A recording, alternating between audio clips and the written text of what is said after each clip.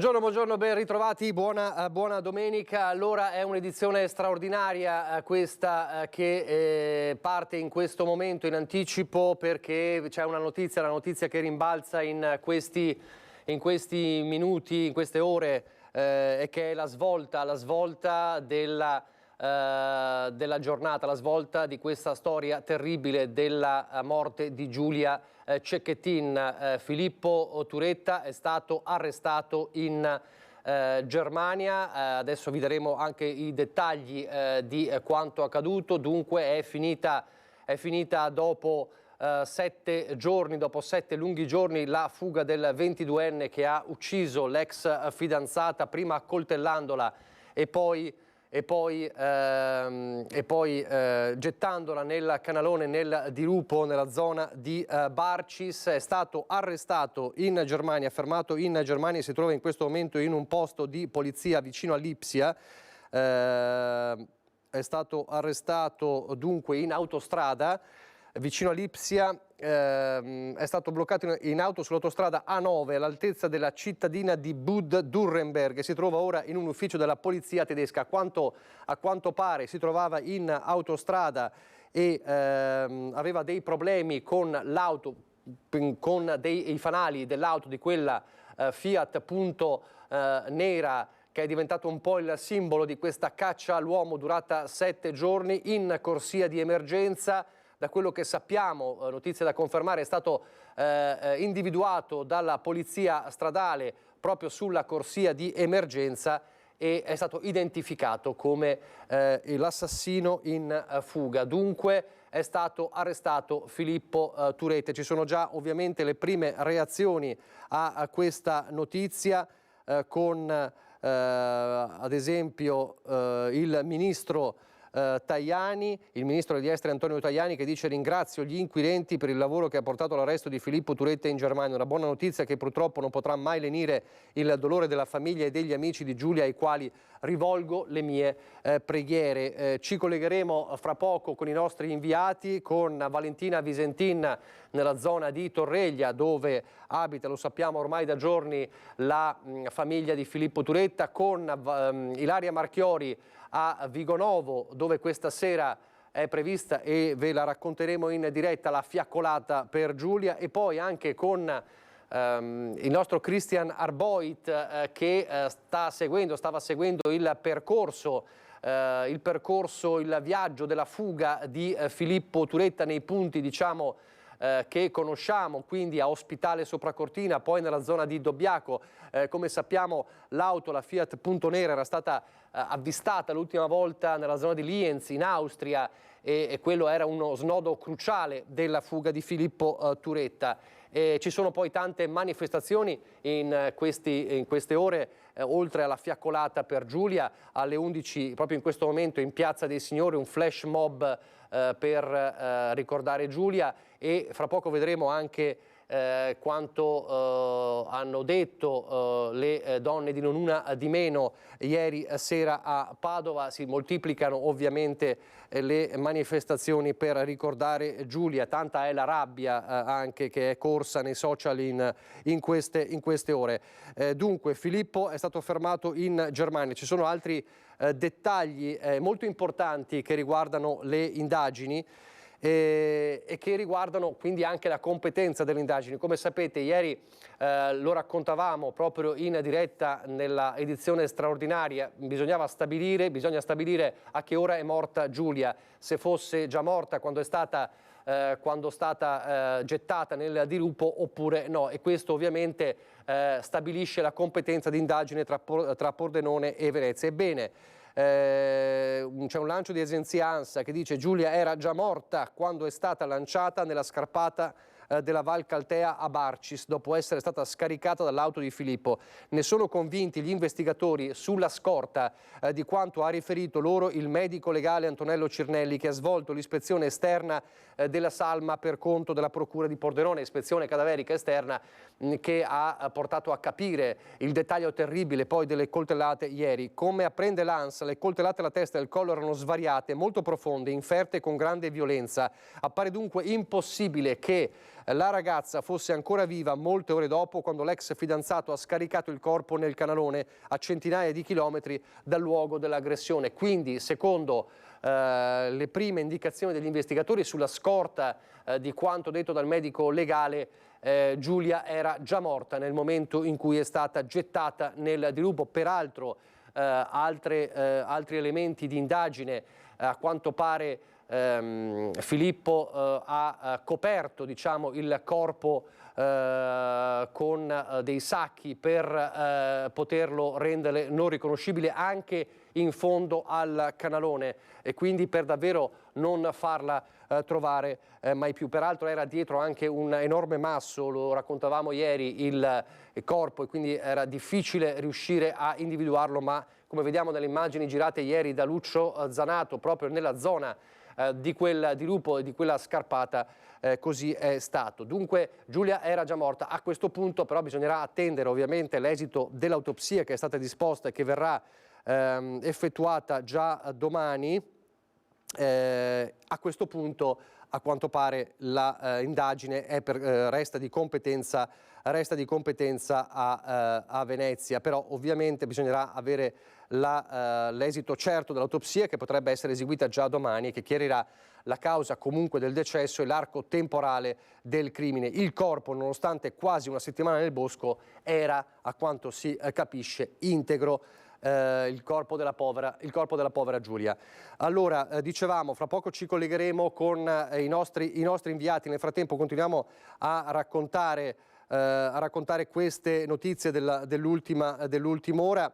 Intanto un altro dettaglio che è emerso nel racconto giornalistico di queste ore: banconote con macchie di sangue per fare benzina in un distributore automatico. Le ha usate durante la sua fuga Filippo Turetta, fermandosi domenica scorsa a fare rifornimento in un distributore automatico di Cortina. Le telecamere, scrive il Corriere del Veneto, hanno inquadrato l'auto, la Fiat Punto nera, e il ragazzo che introduceva il denaro nello sportello. Quando il titolare della stazione di servizio ha aperto l'impianto qualche giorno dopo, tra le banconote ne ha trovate una da 20 euro con macchie di sangue. Altro dettaglio di questa fuga, di questi 7 giorni di fuga, a questo punto anche con una certa lucidità, nonostante quanto era stato compiuto. Grazie all'arresto europeo, il ragazzo, dice il ministro degli esteri Tajani, potrà essere affidato in pochi giorni alle forze dell'ordine e alla giustizia italiana per subire un giusto processo. Così il vice premier e ministro degli esteri Antonio Tajani, a margine del meeting di Forza Italia in corso a Taormina. L'arresto è avvenuto grazie al lavoro di coordinamento tra le nostre forze dell'ordine e quelle tedesche, aggiunge Tajani. Dunque il ragazzo sarà estradato in Italia in pochi giorni. Non sarà dunque immediato il ritorno in Italia di Filippo Turetta, qualche giorno, in pochi giorni l'estradizione di Filippo Turetta in Italia per essere portato in carcere in Italia, pensiamo a questo punto a Venezia, e quindi poi per l'avvio delle indagini e il processo. Altro elemento fondamentale dunque è capire in queste ore nel posto di polizia tedesco vicino a Lipsia cosa potrà raccontare Filippo, se dirà qualcosa, se racconterà qualcosa di questa fuga, di quei momenti. Quindi già questi potrebbero essere elementi oggi che potrebbero chiarire ancora una volta non solo cosa è successo, come è successo l'omicidio e soprattutto poi quanto è durata, come si è svolta questa fuga di 7 giorni che davvero ha lasciato un po' tutti a bocca aperta, anche per la difficoltà di riuscire a individuare il ragazzo. Poi torneremo a parlare anche del sistema di videosorveglianza. Ne ha parlato in questi giorni Christian Demma, il presidente dell'associazione Furti in Corso. Ce lo siamo chiesti un po' tutti, anche del sistema delle telecamere, che a volte in mancanza di una rete vera e propria potrebbe risultare fallace. Allora, in attesa di collegarci con i nostri con i nostri inviati. Fra poco avremo Valentina Visentin proprio a Torreglia, dunque la notizia che evidentemente è arrivata anche a Torreglia. Vi faccio risentire le parole anzi il servizio che è andato in onda proprio ieri con la rabbia e il dolore della comunità di Vigonovo. Ovviamente c'è anche un nuovo post di oggi del papà di Giulia, Gino Cecchettin. Adesso vi racconto e poi vi farò vedere anche cosa ha detto. Amore, mi manchi già tantissimo, abbraccia la mamma e dalle un bacio da parte mia, ha scritto Gino Cecchettin su Facebook. Come sapete la mamma di Giulia era mancata un anno fa, lo scrive stamane sul proprio profilo Facebook Gino Cecchettin, il papà di Giulia. Poi una citazione: l'amore vero non umilia, non delude, non calpesta, non tradisce e non ferisce il cuore. L'amore vero non urla, non picchia, non uccide. Questo è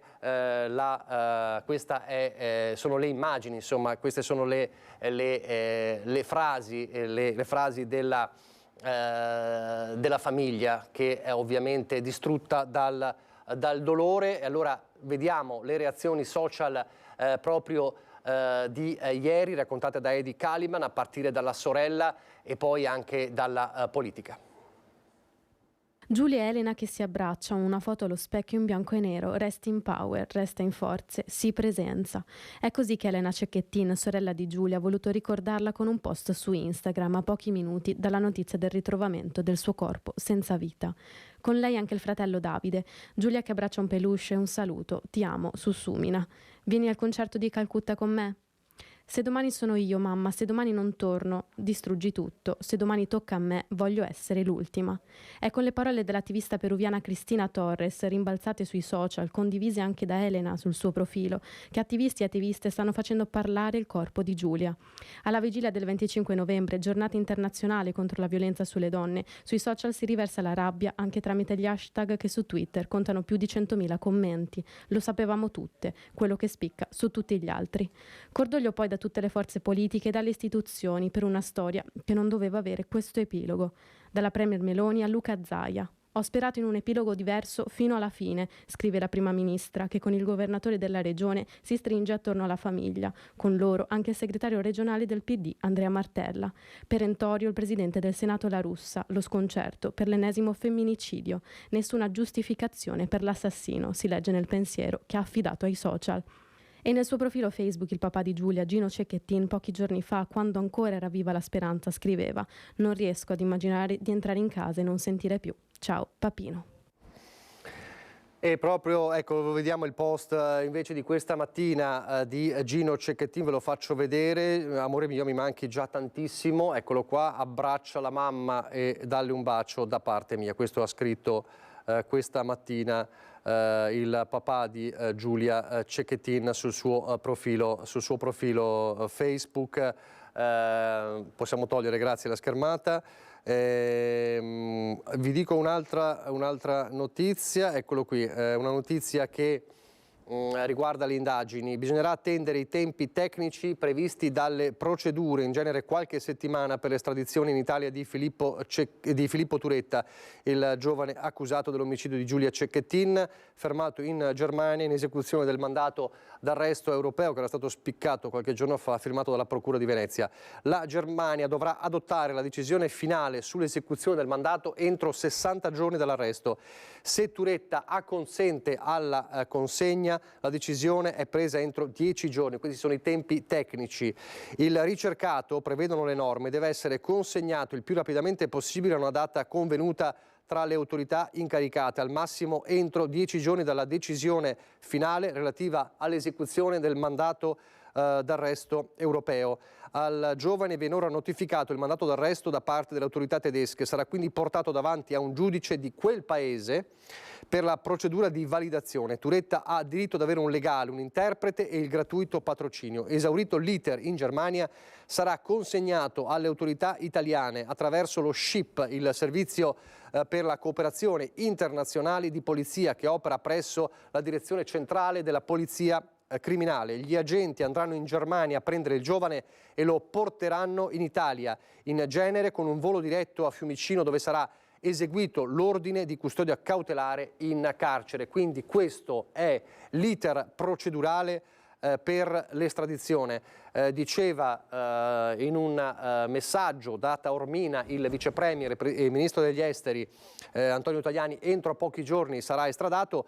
I tempi sono questi: entro 10 giorni dovrà essere estradato, ma c'è un iter ovviamente burocratico da portare avanti. Allora, credo che dovremmo avere Valentina Visentin da Torreglia fra pochissimo. Fatemi capire, ringrazio Andrea Basso e Renato Capoia in regia per poter sentire qual è l'umore ovviamente dalla zona, dal paese, dalla comunità dove vive Filippo Turetta. Fatemi capire se c'è Valentina Visentin. Nel frattempo abbiamo parlato delle tante manifestazioni che sono in corso e saranno in corso per ricordare Giulia e per ricordare tutte le donne. Ce n'è un'altra questa mattina a Belluno e fra poco la nostra Tiziana Bolognari ci manderà anche qualche immagine della manifestazione a Belluno. Ce n'è una in questo momento in Piazza dei Signori a Treviso e la sta seguendo la nostra Daniela Sizia, che poi ci racconterà cosa è successo. Intanto vedo le immagini di Simone Squarcina. Siamo di fronte all'abitazione di Sandro Ponchio, ok, quindi siamo a Vigonovo. Siamo di fronte all'abitazione di Giulia Cecchettin, con i tanti messaggi che stanno continuando ad essere portati insieme ai fiori di fronte all'abitazione. Non so se c'è anche Ilaria Marchiori pronta. Ancora no. Allora, nel frattempo vi faccio vedere il flash mob che è stato organizzato ieri sera a Padova. Oltre 1000 persone che hanno sfilato per Padova. Guardate.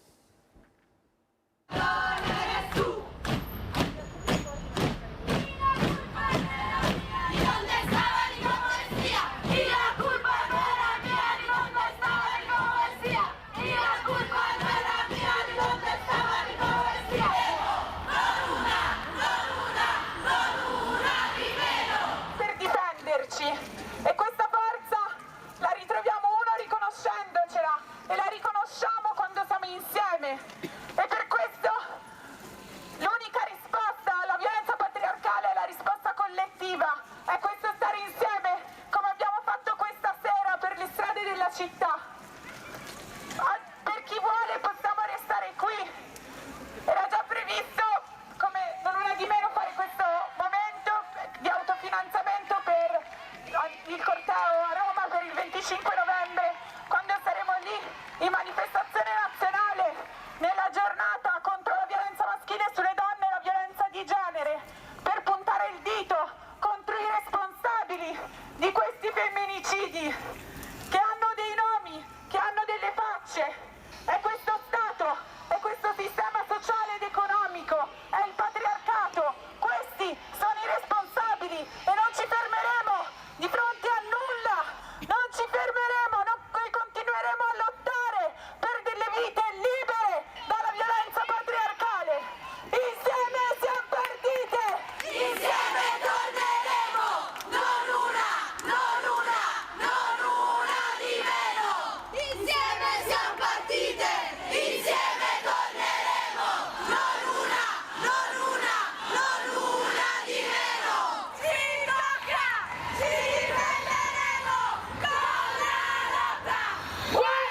Guai a chi ci tocca, ci difenderemo con la lotta. Così ieri a Padova. Stiamo per collegarci con Valentina Visentin. Vi leggo intanto Un'altra notizia, a parlare è il governatore Zaia. Ho dato disposizioni perché nel giorno delle esequie di Giulia si è dichiarato il lutto regionale, quindi il giorno dei funerali di Giulia Cecchettin sarà lutto regionale. Avremo tutte le bandiere delle istituzioni a mezz'asta e l'intero Veneto si stringerà in un abbraccio alla famiglia, agli amici di Giulia, a tutti coloro che le hanno voluto bene. Il dolore e lo sgomento, prosegue una nota Zaia, coinvolgono in queste giornate l'intera comunità veneta. Ci si interroga sui perché di una vita spezzata senza senso, sull'oltraggio a una ragazza che era simbolo per il proprio impegno nella vita e per il suo sorriso gentile. Ancora Zaia, dopo questi giorni di frenetiche ricerche e di speranze, le dichiarazioni del lutto regionale vogliamo diventi anche nel ricordo di Giulia un segnale estremamente determinato contro la violenza sulle donne. Propongo quindi, dice Zaia, di indossare non solo il 25 novembre ma anche nel giorno dei funerali il fiocco rosso divenuto simbolo contro la violenza di genere e di esporre nei luoghi pubblici e privati oggetti di colore rosso. L'invito è del Presidente del Veneto. Zaia invita anche le amministrazioni locali ad operare in questo senso, secondo le iniziative che verranno adottate. Una panchina di colore rosso per ogni comune potrebbe essere, ad esempio, importante, ma sono certo, dice, che anche i sindaci nei giorni delle esequie e in seguito sapranno realizzare adeguate iniziative ad alto impatto comunicativo e simbolico. Il Veneto lancerà nel giorno delle esequie un forte segnale contro ogni odiosa violenza sulle donne. Quindi i funerali di Giulia Cecchettin, oltre ad essere giorno di lutto regionale, saranno anche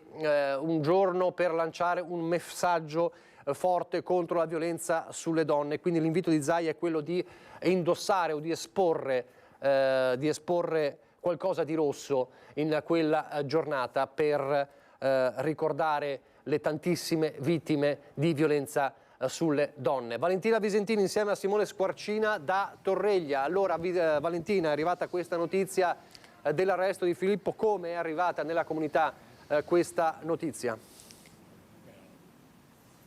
Guarda, buongiorno da Torreglia, abbiamo appena sentito anche al telefono il sindaco Marco Rigato, a cui abbiamo appunto confermato la notizia dell'arresto di Filippo Turetta, che è piombata come un macigno in questa domenica, in questo tranquillo comune dei Colli Ugani. Tra le altre cose è in corso anche la messa proprio in questi minuti e il parroco già in apertura della funzione ha sottolineato come tutta la comunità stia vivendo un momento di particolare dolore, di immenso dolore e particolarmente difficile. Qui a casa della famiglia Turetta è tutto chiuso, ovviamente i genitori non dovrebbero essere qui, stiamo cercando di capire se stanno già raggiungendo forse il figlio in Germania, perché lo ricordiamo, Filippo Turetta è stato bloccato in auto mentre era nelle vicinanze di Lipsia.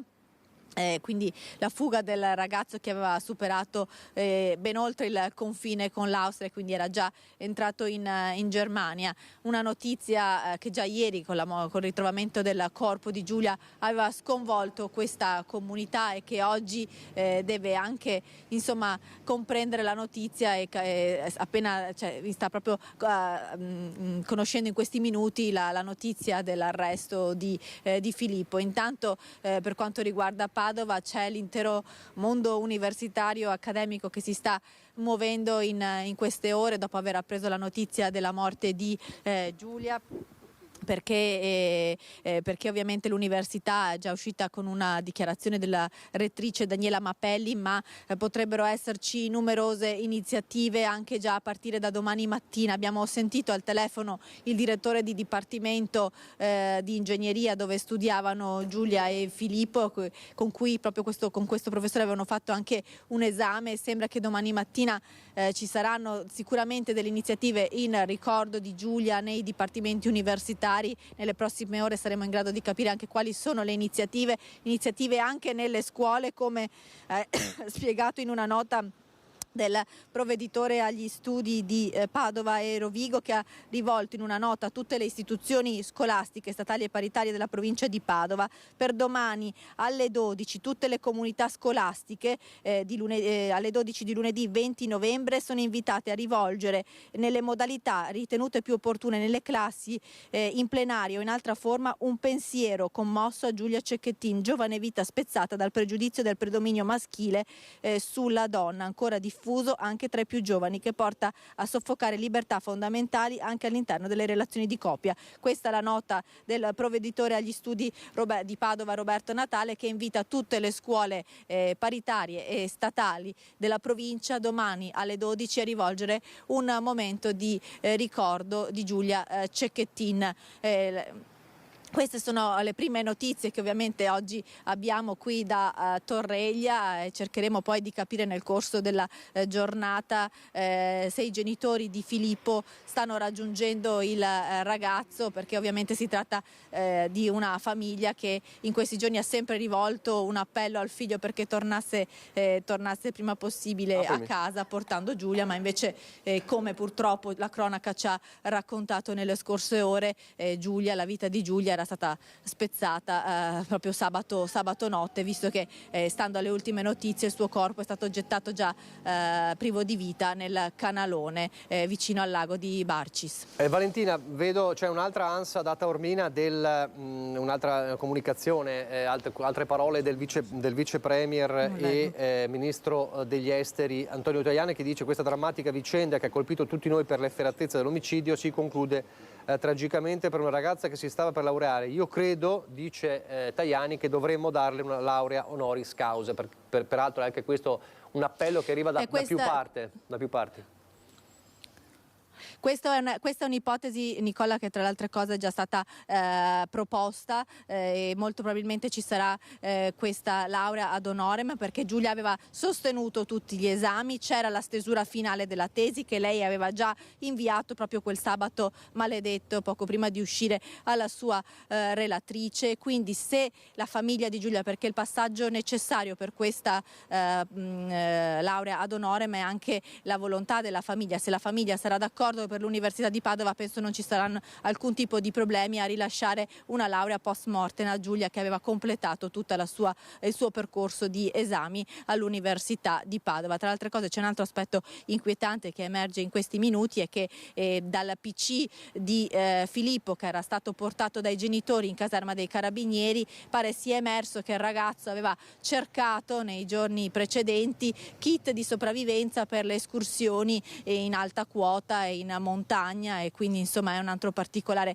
agghiacciante, perché l'interrogativo ovviamente che tutti ci stiamo ponendo dopo il ritrovamento del corpo di Giulia è se sia stata un'azione anche premeditata, visto i dettagli della fuga che stanno emergendo in queste ore e il percorso non arzigogolato come era sembrato in un primo momento, ma ben studiato e pensato, e quindi se ci sia stata anche premeditazione da parte di Filippo nell'aggredire e poi nel nascondere il corpo di Giulia. Sono tutti aspetti che ovviamente poi verranno chiariti, e si spera che anche il ragazzo, adesso che dovrebbe essere trattenuto in Germania in una stazione di polizia, si spera possa già anche lui raccontare quello che purtroppo ha fatto. Grazie Valentina, ci ricolleghiamo con te fra poco. Dovremo avere anche Ilaria Marchiori invece a Vigonovo. Nel frattempo vi leggo un'altra comunicazione. Questa è la sorella di Giulia su Instagram. Ieri aveva scritto anche parole forti ovviamente su Turetta. È stato il vostro bravo ragazzo, aveva scritto, e oggi su Instagram scrive: io non starò mai zitta, non mi farete mai tacere. Il messaggio che Elena Cecchettin, la sorella di Giulia, affida le storie su Instagram. Negli ultimi messaggi del social stamane Elena riprende e copia altre storie dedicate alla violenza di genere, sulla cultura dello stupro che alimenta e protegge i violenti, e alla citazione dell'attivista peruviana Cristina Torres Cáceres: se domani sono io, se domani non torno, distruggi tutto, se domani tocca a me, voglio essere l'ultima. Così dunque Elena Cecchettin su Instagram, non starò mai zitta. Ilaria Marchiori da Vigonovo insieme a Sandro Ponchio davanti a quel cancello che purtroppo è diventato tristemente noto a tutto il Veneto, che continua a riempirsi di fiori e di messaggi. Dunque Filippo è stato arrestato. Chiedo anche a te, come ho chiesto a Valentina, questa notizia come è arrivata e che prime reazioni ha suscitato a Vigonovo? Sì, buongiorno Nicola, buongiorno ai nostri telespettatori. Come vedete alle mie spalle c'è l'ingresso del cancello dell'abitazione di Giulia e sono tutti qui in attesa che esca l'avvocato o comunque qualcuno dell'associazione Penelope, qualcuna delle persone che abbiamo sentito in tutta questa settimana, proprio perché ci dicano qualcosa. Ancora non abbiamo compreso in che modo sia stata comunicata la notizia alla famiglia di Giulia, però vi voglio far vedere che qui, oltre a esserci ovviamente tantissimi giornalisti, come dicevi anche tu, i fiori che sono stati depositati proprio qui davanti all'abitazione di Giulia ormai sono tantissimi, per lo più sono fiori bianchi, ma poi vediamo anche dei fiori gialli, simbolo di vita, simbolo di colore, i colori che anche amava Giulia, e poi il bianco, simbolo della purezza, qual era Giulia. E poi ci sono dei peluche al cancello e ci sono varie auto dei carabinieri. Ora facciamo fatica a mostrarvele perché alcune sono dietro le persone che state vedendo, altre poi sono dislocate parcheggiate qui poco distante nelle vie limitrofe. Poi oltre a tutta la stampa che si trova qui davanti al cancello dell'abitazione ci sono anche tantissime persone che sono venute qui per dire una preghiera, per portare la propria solidarietà proprio qui davanti all'abitazione di Giulia Cecchettin. Al momento non abbiamo ancora visto uscire nessuno dei familiari, con tutta probabilità sono dentro che si stanno anche consultando con i loro legali, come potete immaginare.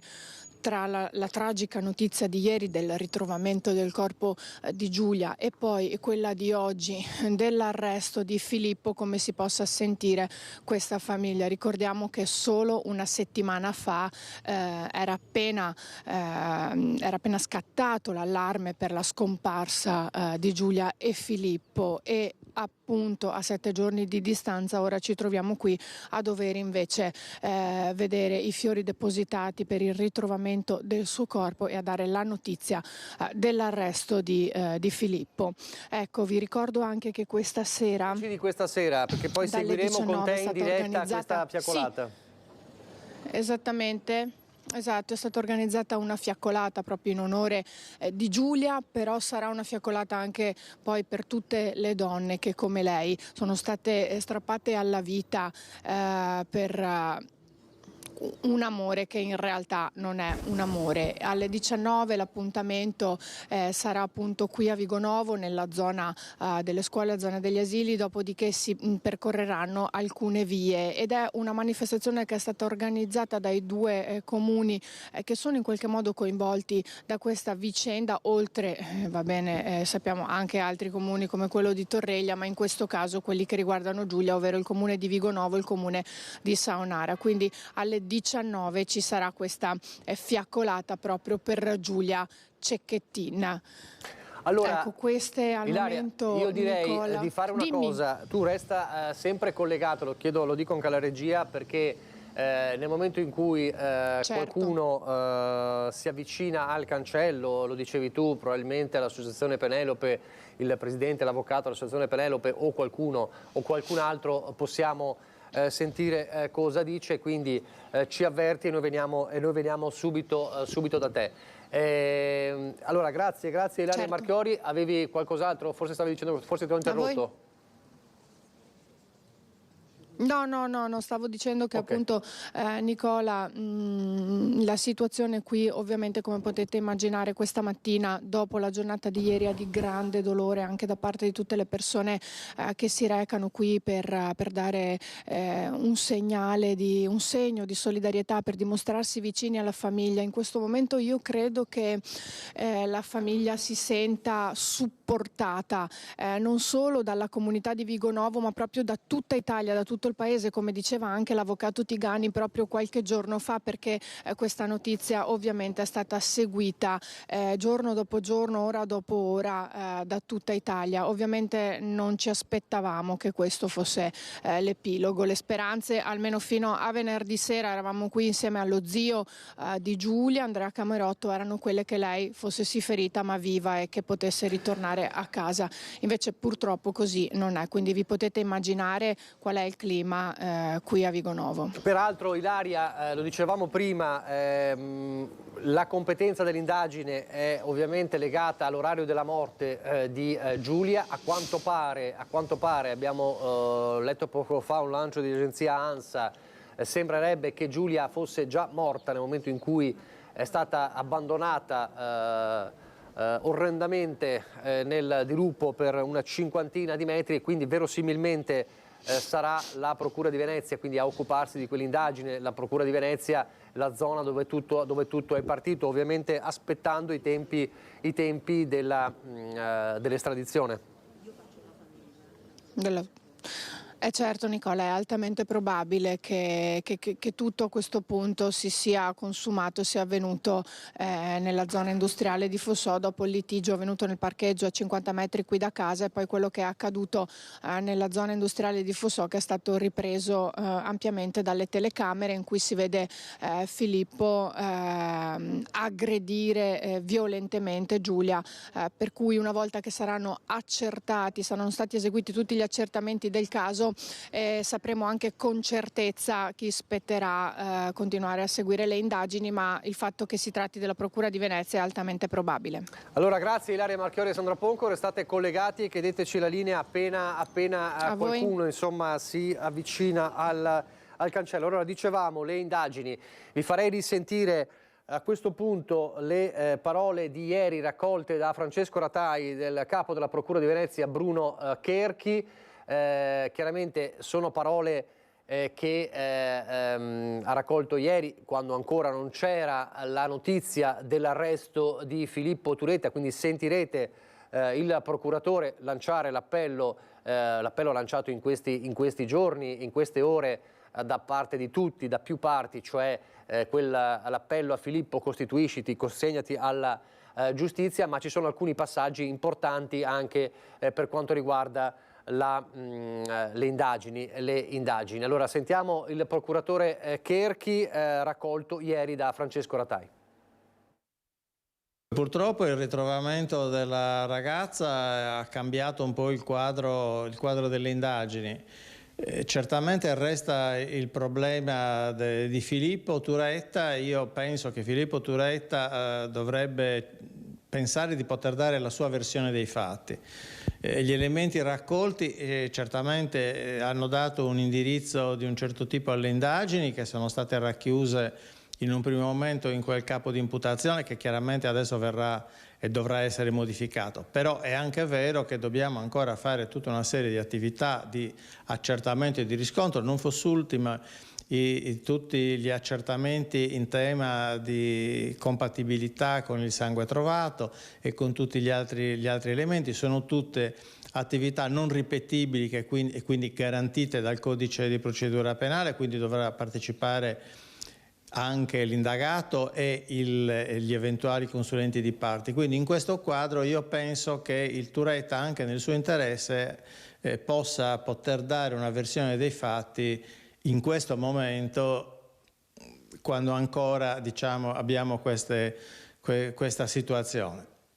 È chiaro che prima o poi Turetta verrà ritrovato, perché gli elementi indiziari e indicanti consentiranno prima o poi di trovarlo, quindi è molto meglio, anche nel suo interesse, a mio avviso, che si consegni.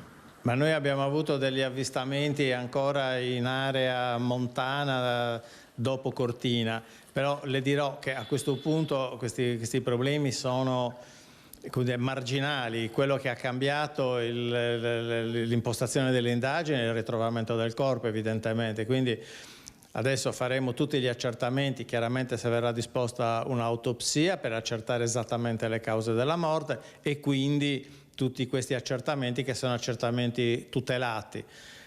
Certamente si continuerà a cercare anche il ragazzo, ed è in questo quadro che ritengo che sarebbe opportuna una sua versione dei fatti. È stato trovato dello scotch, dobbiamo accertare se e a cosa è servito quello scotch, perché parliamo di scotch ritrovato per terra nella zona, sì, vicino a dove c'era il sangue, però comunque nella zona, quindi potrebbe essere anche scotch del tutto non collegabile o collegato alle nostre indagini, quindi è necessario che si facciano gli accertamenti col DNA per vedere la compatibilità. Bisogna ancora avere la pazienza di accertare esattamente come sono andati i fatti e quindi anche le modalità di questo posizionamento della ragazza nella macchina. È chiaro che le prime attività erano dirette alla ricerca perché si sperava e si pensava e si sperava che i ragazzi fossero insieme o fossero vivi. Seppur magari con un certo coartamento nel trasferimento e nella fuga. Ora le cose sono cambiate, quindi anche l'ottica con cui si guardano questi elementi sono cambiati, però su questi particolari è necessario rivedere con calma le immagini che, ripeto, non è che non siano state viste, però l'obiettivo iniziale era quello di trovare i ragazzi, quindi adesso ripercorreremo tutti gli elementi con i tecnici che faranno e con i medici legali e con i carabinieri del RIS di Parma che faranno gli accertamenti. A questo punto io penso che in non molto tempo si potrà avere un quadro, se non definitivo, più completo.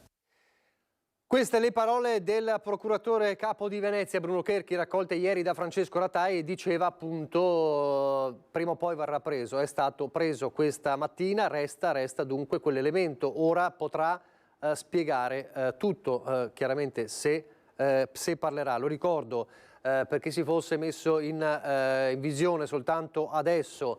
Filippo Turetta, il 22enne accusato di aver ucciso Giulia Cecchettin e di averne abbandonato poi il corpo in quel canalone a 50 metri dalla strada nella zona di Barcis, è stato arrestato, è stato fermato in Germania, si trovava nella zona di Lipsia, bloccato in auto sull'autostrada A9 all'altezza della cittadina di Bad Dürrenberg, e si trova ora in un ufficio della polizia tedesca, quindi è stato arrestato in Germania. Pare fosse diretto a Monaco di Baviera, sarebbe stato fermato mentre si trovava in corsia di emergenza con dei problemi all'auto, forse ai fari, e quindi individuato, visto dalla polizia stradale tedesca, che appena ha potuto capire che si trattava di quel giovane sul quale pendeva un mandato di arresto europeo, lo ha arrestato. Dunque in questo momento il giovane si trova in un ufficio di polizia tedesco. Non sappiamo al momento se sta parlando, se ha parlato, abbiamo ricostruito e poi ve lo riracconterò l'iter procedurale. Ovviamente avrà bisogno di un traduttore, avrà bisogno di un interprete, di un avvocato d'ufficio in Germania, quindi il procedimento, l'iter procedurale è appena iniziato. Il ministro degli esteri Antonio Tajani e il vice premier ha detto verrà estradato in pochi giorni. Ci vogliono dei tempi tecnici che poi vi ricorderò. Vi faccio vedere intanto quelle frasi che ho citato prima di Elena Cecchettin su Instagram: io non starò mai zitta, non mi farete mai tacere. Siamo sempre in attesa di capire da Vigonovo se qualcuno della famiglia di Giulia parla o parlerà in questi momenti. Abbiamo sempre anche la nostra Valentina Visentin a Torreglia. Fra poco ci arriveranno anche delle immagini e delle interviste realizzate da Tiziana Bolognani della manifestazione contro la violenza sulle donne, ovviamente dedicata a Giulia a Belluno. Avremo anche le immagini e le interviste del flash mob organizzato a Treviso questa mattina in Piazza dei Signori. Prima però abbiamo parlato di questa fuga di 7 giorni. Uno dei punti cruciali è quello dove si trova in questo momento Christian Arboit insieme a Simone Merlo, zona di Ospitale sopra Cortina. Buongiorno Cristian. Proprio così Nicola, buongiorno anche da parte di Simone Merlo. Questa mattina all'alba con Simone siamo partiti alla volta dell'Austria, eravamo diretti in Austria prima che appunto la notizia dell'individuazione di Filippo venisse in qualche modo confermata dalle autorità tedesche. Ci troviamo sul percorso fatto da Filippo tra sabato e domenica, in uno dei luoghi principali, in uno dei luoghi dove Filippo è passato e che hanno dato forse le maggiori indicazioni agli inquirenti proprio per battere la pista austriaca, la pista poi tedesca. Filippo quindi, dopo aver abbandonato il corpo di Giulia a Barcis, tra Barcis e Piancavallo, ha percorso la strada della Valcellina, è arrivato a Longarone, poi di lì la valle di Zoldo, lo Zoldo anche a Forno di Zoldo è stato immortalato dalle telecamere, e poi il passo Giau giù fino a Cortina, e poi ha imboccato la strada statale di Alemagna, ha imboccato la strada statale e con ogni probabilità è stato catturato da questa telecamera che vedi installata proprio su questo tratto di Alemagna.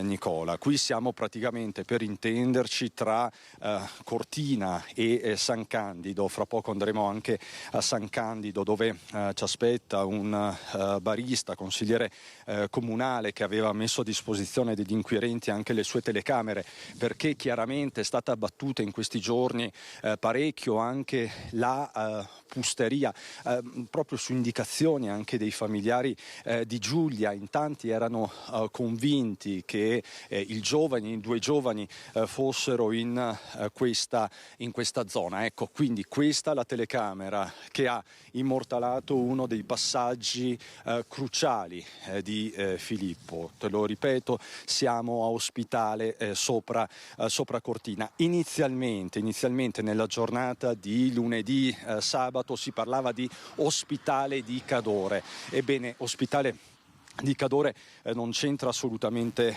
nulla. Ospitale di Cadore è sempre sulla strada di Alemagna, ma è tra Longarone e Pieve di Cadore, per intenderci, quindi su una direttrice diversa rispetto a quella imboccata da Filippo, che sarebbe poi la direttrice principale, quella di Ospitale di Cadore, per raggiungere il Cadore, mentre lo abbiamo appreso soprattutto ieri, la strada imboccata da Filippo è stata una strada impervia, una via di fuga diciamo così non tradizionale, quindi attraverso il Pordenonese, in questa strada poi chiusa d'inverno solitamente della Valcellina tra Barcis e Piancavallo, e poi per l'appunto la Valcellina, Erto, Casso, Longarone, e da Longarone non la direttrice verso Pieve di Cadore, ma la direttrice verso lo Zoldano, e poi appunto il passo Giau, Cortina, Ospitale, e poi appunto la Pusteria. Con ogni probabilità poi dalla Pusteria il ragazzo si è mosso Dobbiaco, o meglio San Candido, Dobbiaco Lienz. Questa la traiettoria che è stata in qualche modo catturata, immortalata dalle telecamere, dalla videosorveglianza, un puzzle complicatissimo che si è composto ora dopo ora, giorno dopo giorno, frammenti che si sono messi insieme e che stanno componendo un quadro drammatico, inquietante, ma anche un quadro ben preciso. Proprio le telecamere, Nicola, in questi giorni hanno fatto la differenza e hanno consentito comunque alle indagini di andare avanti. Pensa soltanto alla telecamera dell'area turistica di Piancavallo, che ha permesso nella giornata di giovedì di fatto di capire che l'auto di Filippo in quella zona si era soffermata, si era fermata, e anche per parecchio tempo. Telecamera che tra l'altro per 4 giorni non era funzionante, o perlomeno l'impianto era in manutenzione. Fortunatamente quella telecamera continuava a catturare immagini che poi sono state scaricate tutte insieme nella giornata di giovedì. Quindi un tassello fondamentale è arrivato nella mattinata di giovedì, e poi questo tassello è stato composto insieme a tutti gli altri frame, compreso questo frame, il frame che è arrivato per l'appunto da questa telecamera di Ospitale sopra Cortina, non Ospitale di Cadore. Questo è importante dirlo, e poi questo nei prossimi giorni, chissà, dovrà essere confermato dallo stesso Filippo, perché poi è stata una fuga continua, ovvero Filippo, una volta arrivato a San Candido, Dobbiaco, Lienz, ha continuato, proseguito la sua fuga verso la Mitteleuropa, oppure è tornato magari indietro. Insomma, in 7 giorni tante cose, davvero tante cose possono essere successe. Magari è rimasto per qualche giorno, per qualche tempo, da qualche parte, magari non in auto. Insomma, sono tutti interrogativi sul tavolo in questo momento, Nicola. E qui, come vedi, c'è un po' di neve, però chiaramente la viabilità è assolutamente percorribile. Lo era chiaramente anche la scorsa settimana. Allora, io ti lascio con questa immagine, Nicola, ringrazio Simone Merlo, e adesso raggiungiamo San Candido per proseguire il nostro racconto, per fare a ritroso il percorso fatto da Filippo, quello che si immagina essere il percorso fatto da Filippo, perché mancano ancora tante tessere a questo mosaico. A te la linea, Nicola. Grazie a Christian Arboit. Dunque questo è uno dei punti cruciali del passaggio di Filippo Turetta. Vi faccio vedere anche questa immagine del Gazzettino, sul Gazzettino Online. È una foto, è un frame, è un altro frame dell'auto in fuga nella zona della Val Zoldana. Questo è catturato da telecamere e che è stato pubblicato da Il Gazzettino. Come vedete, questa sagoma, la sagoma di Filippo Turetta, e c'è solo lui in quell'auto maledetta, quell'auto che è stata al centro dell'attenzione, al centro delle ricerche per tutta una settimana. Diceva dunque Christian Arboit, ricostruire il fatto, ricostruire questo viaggio.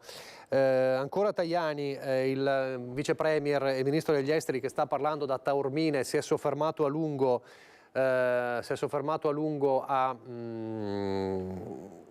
sul fatto di Giulia Cecchettin. Questa vicenda, dice Tajani, deve farci riflettere sulla questione dei femminicidi. Tra pochi giorni sarà la giornata dedicata alla lotta alla violenza sulle donne. Noi illumineremo la Farnesina di arancione per dare un segnale di attenzione ancora di più dopo quello che è accaduto in Veneto.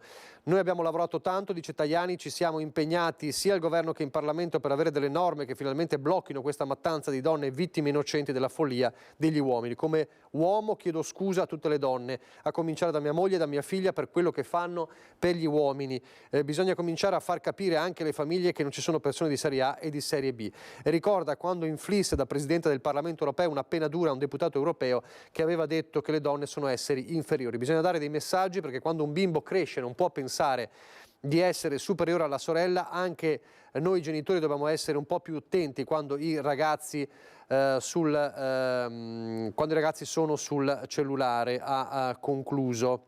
Allora, adesso proprio su questo, sul il tema della violenza sulle donne, sentiamo quanto ci ha detto ieri nel corso dell'edizione straordinaria, prima di ricollegarci con Ilaria Marchiori e con Valentina Visentin, il sociologo Vittorio Filippi. Ci sono due momenti. Il primo, che vediamo adesso, Vittorio Filippi parla dei rapporti, della difficoltà anche di sganciarsi da certi tipi di rapporti. E poi c'è un altro invece passaggio che sentiamo subito dopo, ma prima vediamo questo, sulla il concetto dell'educazione all'affettività. Vediamo intanto il primo contributo con il sociologo Vittorio Filippi, da ieri sera l'edizione straordinaria. C'è molta strada ancora da fare, soprattutto ovviamente da parte maschile, questo è ovvio. Da parte maschile credo ancora non sia stato digerito il cambiamento di libertà che è avvenuta nel mondo delle donne, e si reagisce con questo amore al cubo che viene chiamato gelosia, e questa gelosia che poi si trasforma a sua volta in un amore malato, un amore insano.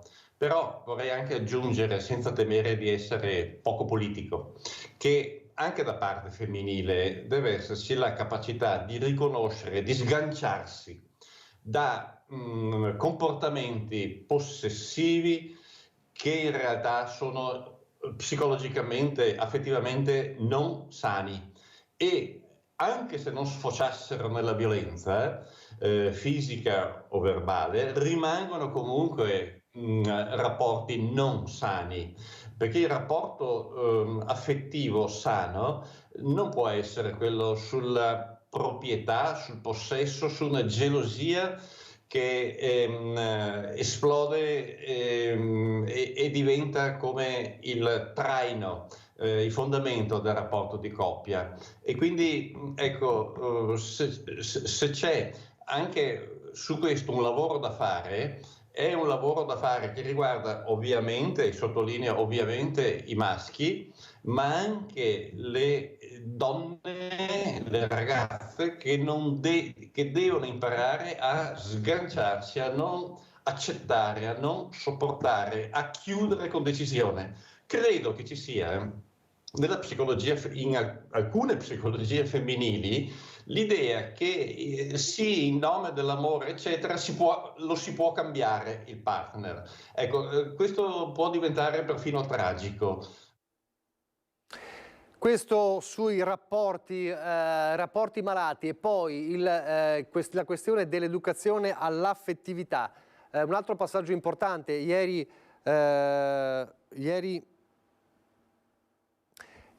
scusate, sto mandando un messaggio, una notizia. No, scusate, deve ancora partire.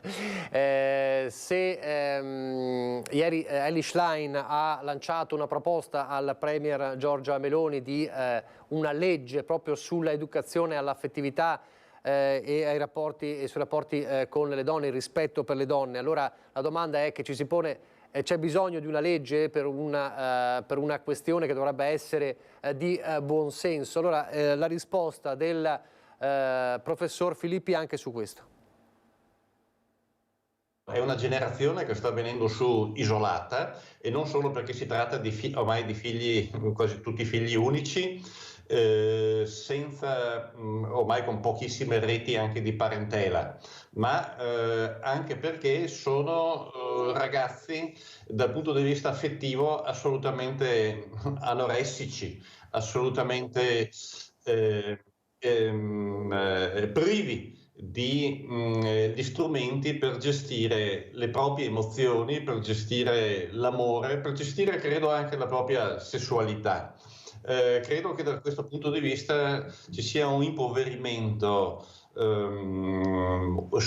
non è solo affettivo, diventa proprio profondamente umano, che è semplicemente riempito da tutto ciò che offre il discorso dei social, quindi immagini, contatti, amicizie virtuali, immagini anche sessuali virtuali, ma poi dal punto di vista della sperimentazione umana, del vissuto umano, della capacità di entrare in questo grande e difficile mistero che è il rapporto di coppia, che è l'affettività, che è la sessualità, qui ci sarebbe purtroppo molto su cui lavorare. Ecco, io insisterei sempre molto sull'educazione non tanto alla sessualità a monte, all'affettività. Credo che ci voglia, ecco, l'educazione all'affettività è educazione ad una relazione però equilibrata, sana, rispettosa. Prima dell'amore c'è il rispetto, non viceversa. In questi ultimi anni c'è stato un inasprimento dal punto di vista legislativo nei confronti delle cosiddette violenze di genere, ma vedo che poco produce e poco contiene. Allora, è un po' il discorso che avevo fatto. Allora, andiamo in diretta a Vigonovo. Modo di dare, diciamo, contezza dei dettagli, ma confermo Filippo Turetta è stato arrestato in Germania. Turetta dove è stato fermato? I dettagli seguiranno, veramente questa è la cosa più importante, abbiamo chiuso il cerchio, grazie. La famiglia di Giulia come ha reagito? La famiglia come ha reagito? Con una grandissima dignità. Ha sentito il padre? Il procuratore darà comunicazione di arresto. Ha sentito il padre del ragazzo? No, assolutamente. È una copertura qualcuno? Grazie, buona giornata, grazie a voi.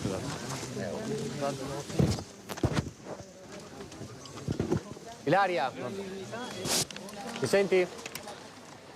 Ilaria Marchiori, credo che siamo a Vigonovo o a Torreglia.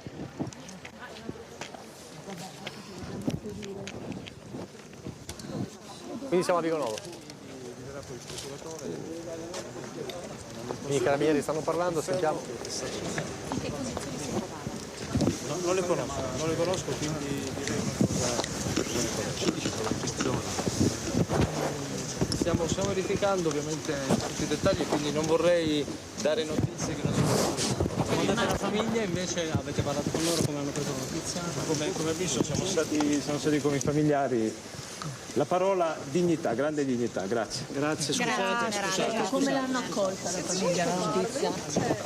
Ripeto, con grandissima dignità, veramente. Scusate.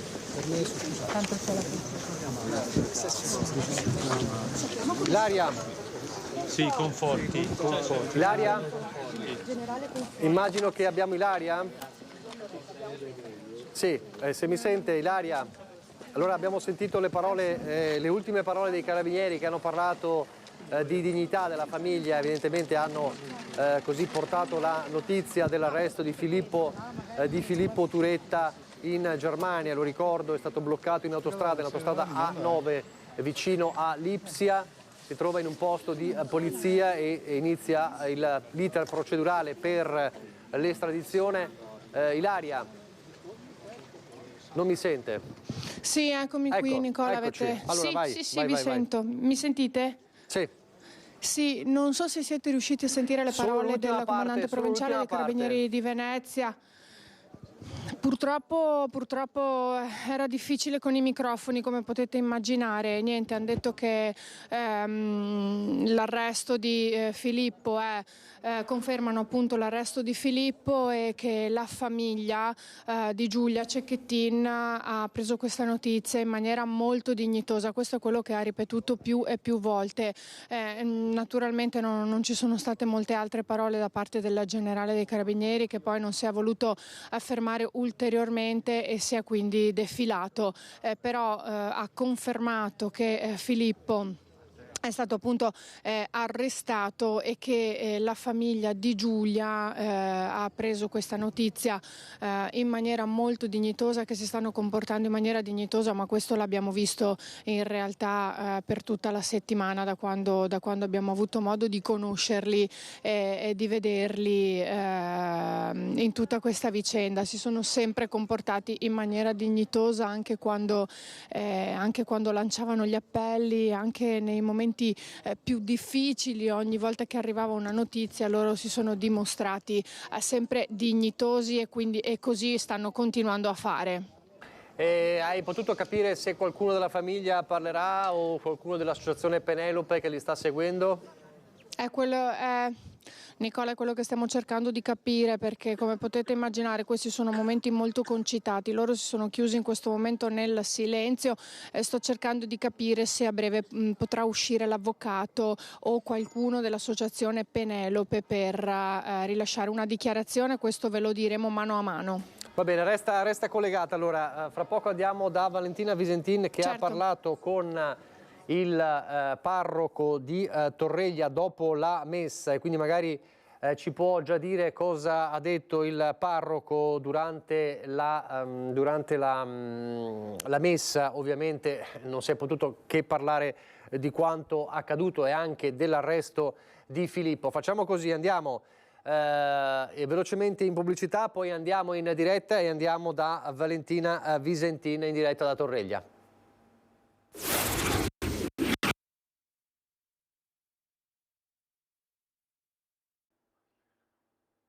Vediamo in diretta da Vigonovo. Grazie a quello che è stato fatto possiamo avere un nome e cognome finalmente e provare a vedere Filippo in faccia e capire qualcosa di più di questa tragica tragedia, veramente. Grazie. Grazie. Ilaria, restiamo con te collegati. Dunque,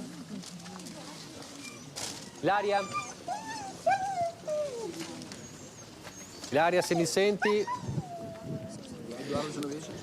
Sì, Nicola, allora, ti sento, Nicola. Chi ha parlato Sì. e cosa ha detto?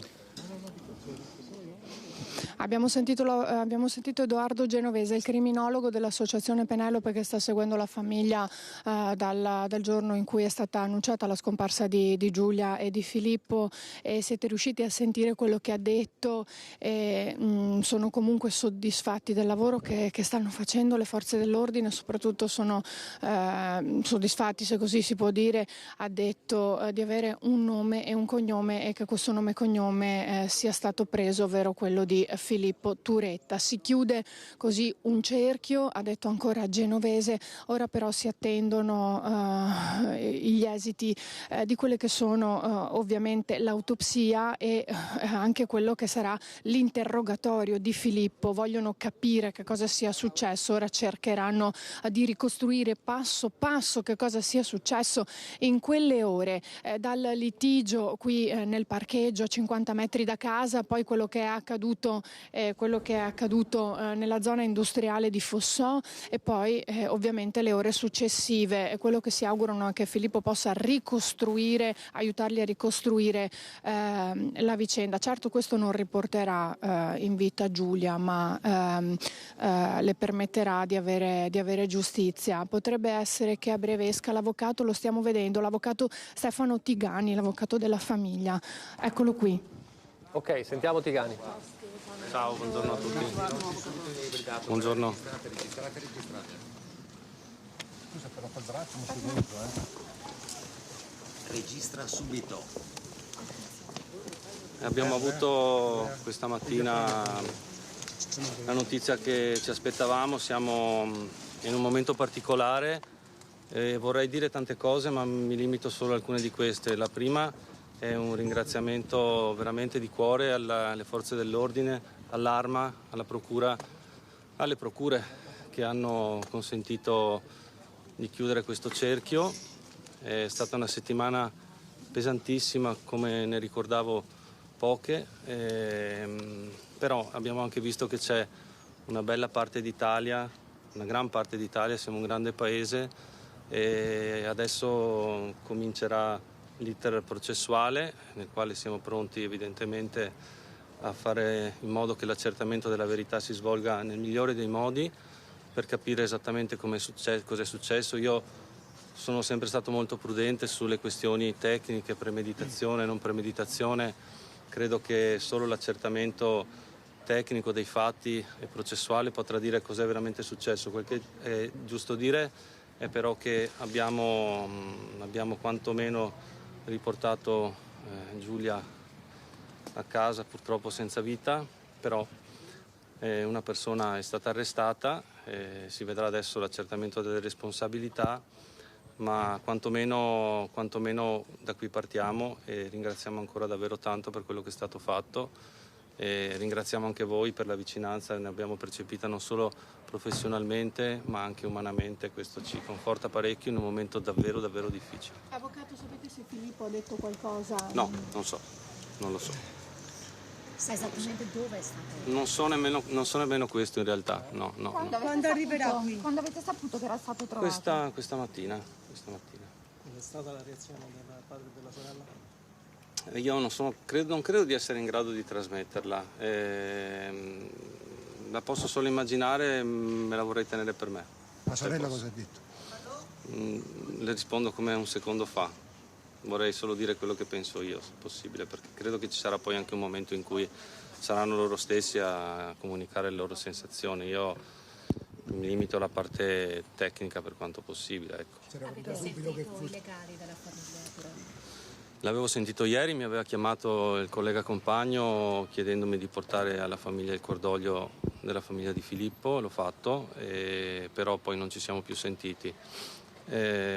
Con la grande famiglia di Penelope ci siamo stretti comunque anche oggi attorno alla famiglia, e voglio ringraziare anche il presidente Gentile che ci è stato vicino anche dal primo secondo, e questo credo sia importante comunicarlo.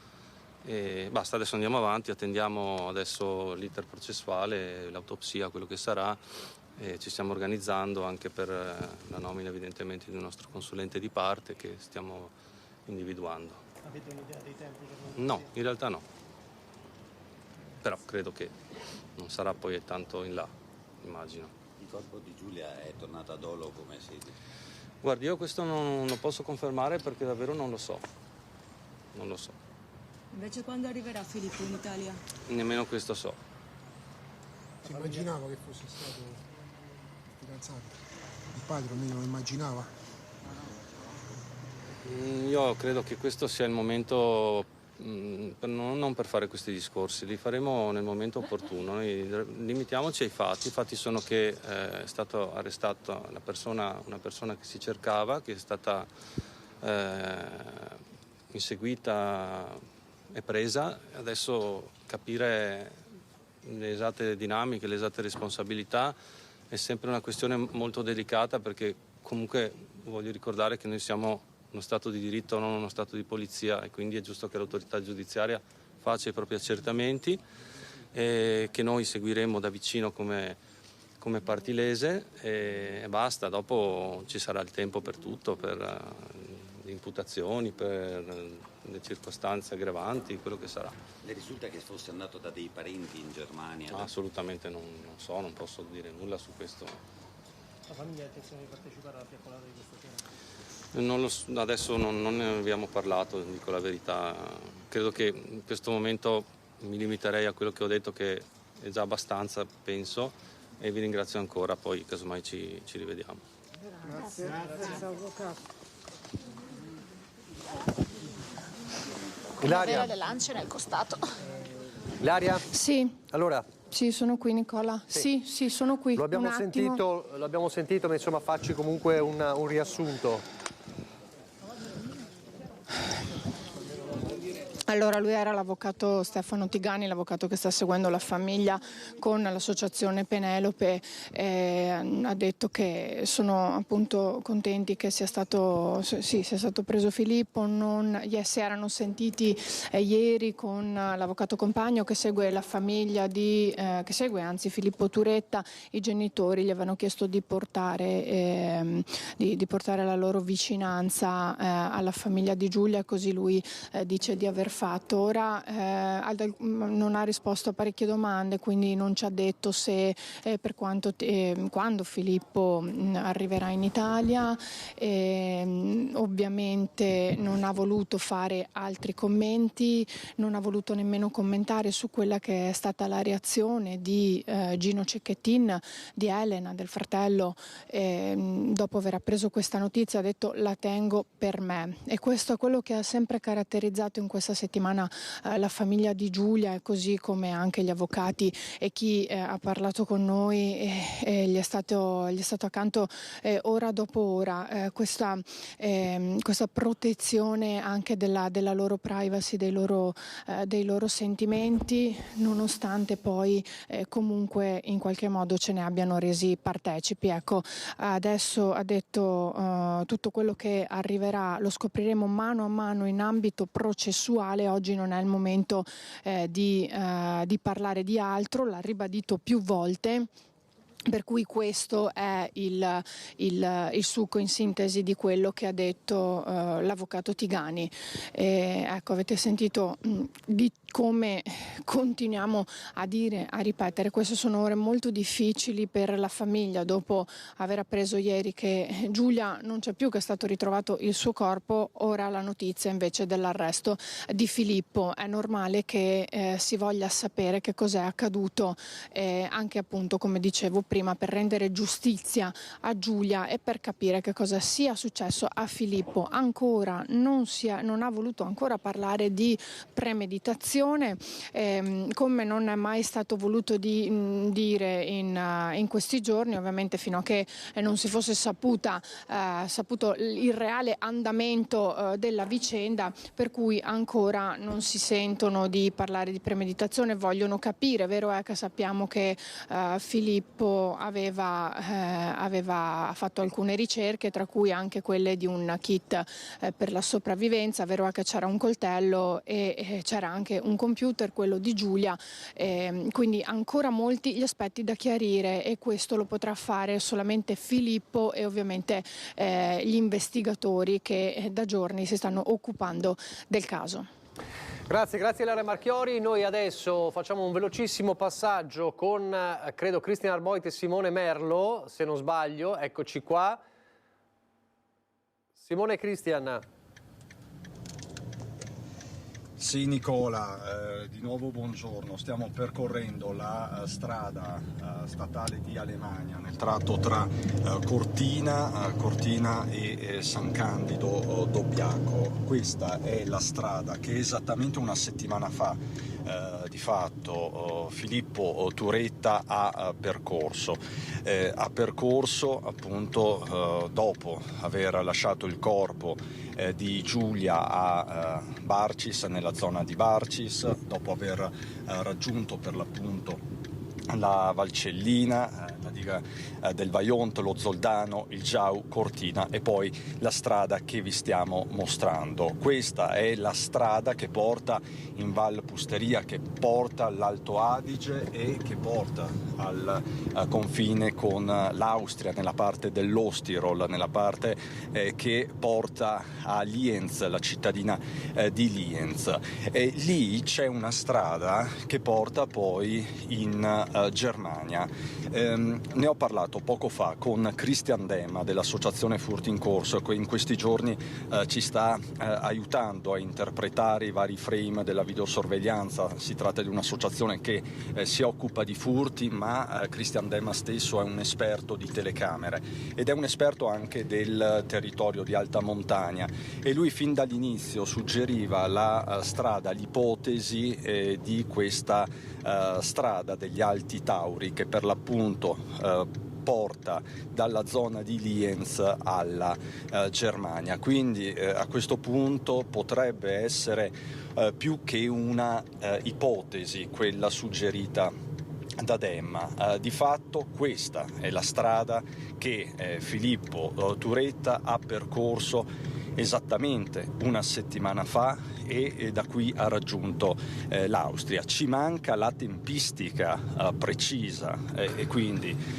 quando è arrivato in Austria, a Lienz, quanti giorni è stato, visto che le telecamere di Lienz lo avrebbero immortalato nella giornata di mercoledì. E quindi che cos'è successo tra domenica e mercoledì, e che cos'è successo poi tra mercoledì e domenica, qual è stato il percorso. Filippo Turetta è ritornato in Italia, ha fatto avanti e indietro, anche questa potrebbe essere un'ipotesi. Ecco, qui si vedono alcune zone abbastanza iconiche, conosciute dai turisti che frequentano questa zona a cavallo tra le province di Belluno e Bolzano. Quindi ci stiamo dirigendo veramente verso Dobbiaco, verso San Candido, e a San Candido fra pochissimo incontreremo anche un barista che ci parlerà della mobilitazione che ha vissuto in questi giorni la Pusteria, e forse anche lì potremo avere delle indicazioni utili. Ti lascio con queste immagini di Simone Merlo, a te la linea. Grazie a Christian Arboit. Dovremmo avere, credo, in collegamento Valentina Visentin, forse da Torreglia. Fatemi sapere se c'è. In ogni caso c'è un altro elemento di indagine importante sulla tempistica. Parlava della tempistica della fuga Christian Arboit, ma c'è anche un elemento che ci dice a che ora è stato abbandonato il corpo di Giulia Cecchettin a Barcis nel Canalone. Prima però di dirvi questo ci colleghiamo con Torreglia. Valentina. Sì, eccoci qui di nuovo da Torreglia. In realtà è appena finita la messa delle 11:10 qui a Torreglia e ovviamente il parroco Don Franco ha rivolto un pensiero a Filippo e alla sua famiglia. La notizia dell'arresto del 22enne in Germania è piombata su tutta la comunità e al termine della funzione Don Franco ha detto che questa mattina, quando ha preso la notizia dell'arresto di Filippo, ha tirato un sospiro di sollievo perché il ragazzo era vivo, ma soprattutto perché l'arresto del giovane dà a Filippo la possibilità di chiarire, di chiedere perdono e di realizzare quanto ha fatto. Non sarà facile per lui e per la sua famiglia, ma l'occasione di rendersi conto e di domandare perdono. Preghiamo per lui e per tutta la sua famiglia e chiediamo la benedizione del Signore. Queste le parole che Don Franco ha detto al termine della funzione, rivolgendo appunto a tutta la comunità di pregare per la famiglia di Filippo, ma anche ovviamente per quella di Giulia. Parole che poi Don Franco ha ripetuto anche al nostro microfono, quindi magari riusciremo a farvele sentire più tardi. Intanto qui a Torreglia ancora non si sono visti i genitori di Filippo e questo, le tapparelle le persiane sono abbassate e quindi tutto ci fa supporre che i genitori non siano in casa. Molto probabilmente può essere che in giornata torni a parlare l'avvocato d'ufficio assegnato a Filippo, l'avvocato Emanuele Compagno, che penso in queste ore avrà sicuramente sentito Filippo. So che stavate parlando dell'elemento della premeditazione, quello che l'interrogativo che tutti si stanno chiedendo in queste ore dopo l'arresto di Filippo, perché tanti sono gli elementi che insomma anche se non ovviamente la conferma potrà forse arrivare da Filippo, ma ci sono tanti elementi che sono da chiarire, uno su tutta la ricerca che aveva fatto del kit di sopravvivenza e poi la presenza di questo coltello, il coltello usato per finire Giulia, che è stata caricata, come emergono dagli ultimi particolari, è caricata nel bagagliaio e portata in macchina per centinaia e centinaia di chilometri nella lunga fuga di Filippo. Da Torreglia per il momento è tutto, se ci sono aggiornamenti ovviamente vi richiederemo la linea. Grazie a Valentina Visentin. Vi stavo dicendo questo elemento in più sulle indagini. Il corpo di Giulia Cecchettin è stato abbandonato lungo la tortuosa strada della Val Caltea esattamente una settimana fa. Erano da poco passate le 3 di domenica mattina del 12 novembre. Dunque c'è un orario diciamo non precisissimo, ma c'è un orario del momento in cui Filippo Turetta getta il corpo di Giulia nel canalone, le 3 della domenica mattina 12 novembre. Lo hanno accertato le indagini dei carabinieri di Pordenone, che hanno ricostruito ogni singolo movimento dell'auto da quando è entrata in Friuli Venezia Giulia dalla provincia di Treviso. La prima registrazione delle telecamere risale alle 2:02 a Sacile. La Fiat Grande punto nera viene immortalata dalle telecamere comunali. Sono trascorse circa 2 ore e mezza dall'aggressione certificata dalla videosorveglianza dello stabilimento Dior a Fossò. Il tragitto dell'utilitaria è poco lineare, gira per la città per qualche minuto, poi imbocca la strada per Caneva, dove transita alle 2:18, quindi di notte, già domenica mattina. Anche in questo caso non sembra esserci una direzione chiara. Sale verso il castello, poi ritorna in centro, ripassa per la piazza e svolta per la ex provinciale 29, direzione Polcenigo, i cui lettori targhe le inquadrano alle 2:27. Per 4 giorni gli investigatori dispongono soltanto di questi dati. Il passaggio successivo, circa 2 ore dopo, è di nuovo in territorio veneto. L'appunto passa per la galleria della famigerata diga del Vajont verso le 5 in comune di Longarone. Dopo aver oltrepassato Erto e Casso, quel buco di 2 ore insospettisce gli inquirenti. L'elicottero dei vigili del fuoco sorvola tutta la Valcellina senza esito. Il territorio è vastissimo, difficile circoscrivere le ricerche. La svolta arriva nella tarda mattinata di giovedì, lo dicevamo ieri. Le telecamere di Piancavallo riprendono a funzionare dopo una sospensione temporanea per manutenzione. Il software aveva tuttavia continuato a immagazzinare i dati e alla ripartenza genera l'alert relativo alla macchina ricercata in Italia e in Austria. L'utilitaria è arrivata ai 1300 metri di quota della stazione turistica alle 3 di notte. È l'elemento che mancava, le riprese non inquadrano più la vettura che torna da Viano e dunque l'unica alternativa è l'impervia stradina della Val Caltea. Qui si stima una decina di minuti dopo, quindi intorno alle 3:10, Filippo getta il corpo di Giulia nella scarpata, un'operazione che ha potuto portare a termine senza il rischio di essere scoperto. A 3 giorni dalla chiusura stagionale delle arterie, infatti, non passa più nessuno, come dicevamo ieri. Il giovane probabilmente si ferma in zona per un po', per questo gli investigatori proseguono anche oggi nella ricerca di reperti. Con i droni battono di nuovo la strada per capire se si sia disfatto di altri oggetti, tra cui l'arma del delitto, il coltello con cui ha massacrato l'ex fidanzata, e poi all'appello mancano anche i telefoni. Quindi si cercano in zona Barcis anche ovviamente altre tracce, l'arma del delitto, il coltello e anche i telefoni. Questa è la ricostruzione del momento in cui Giulia Cecchettin viene abbandonata nel canalone, intorno alle 3:10 di domenica mattina, 12 novembre. Allora, vediamo se c'è un altro elemento. Ecco qui. La famiglia di Giulia è raccolta nel dolore. Queste sono le parole dell'avvocato Tigani che abbiamo sentito in diretta. Non ha parlato con i genitori di Filippo, quindi ancora non c'è stata la comunicazione tra le due famiglie. Lo ricordo, questa sera ci sarà la fiaccolata in memoria di Giulia. Fra poco ci ricolleghiamo con Valentina Visentin da Torreglia, perché c'è il sindaco che sta arrivando, quindi appena la vedo do subito la diretta con Valentina. Ovviamente stiamo cercando di capire anche se qualcuno della famiglia di Giulia o di Filippo possa voler dire qualcosa. Chiaramente non è facile in questi giorni. Altro elemento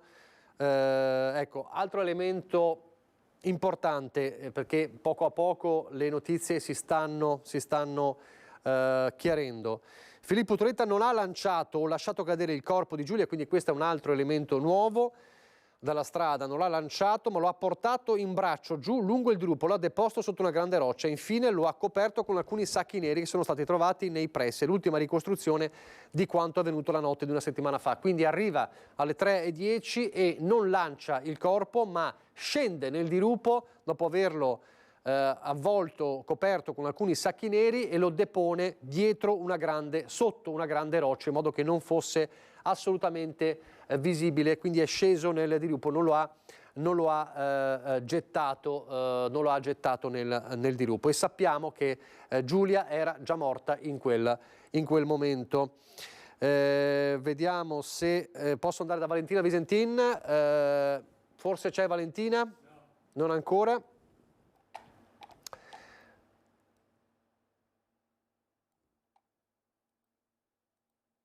Ci sono altre notizie che stanno arrivando, quindi si sta chiarendo poco a poco tutta la vicenda. Intanto anche il ministro dell'Università Anna Maria Bernini è tornata a parlare di Giulia. Lo sapete, l'appello perché abbia una laurea honoris causa Giulia Cecchettin. Ho impressa l'immagine di Giulia attaccata all'albero con i suoi pupazzetti. Non è che Giulia riceverà una laurea, Giulia riceverà la sua laurea in ingegneria, perché le mancava solo la discussione della tesi.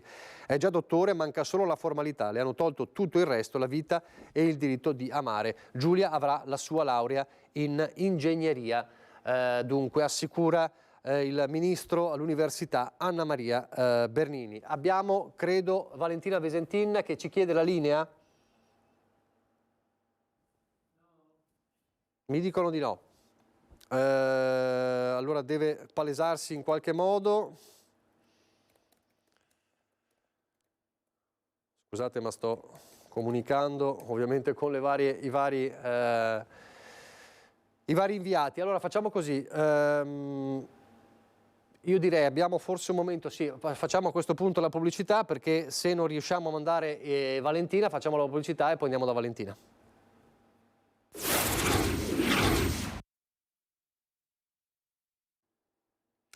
Rieccoci in diretta, allora subito da Valentina Visentina Torreglia.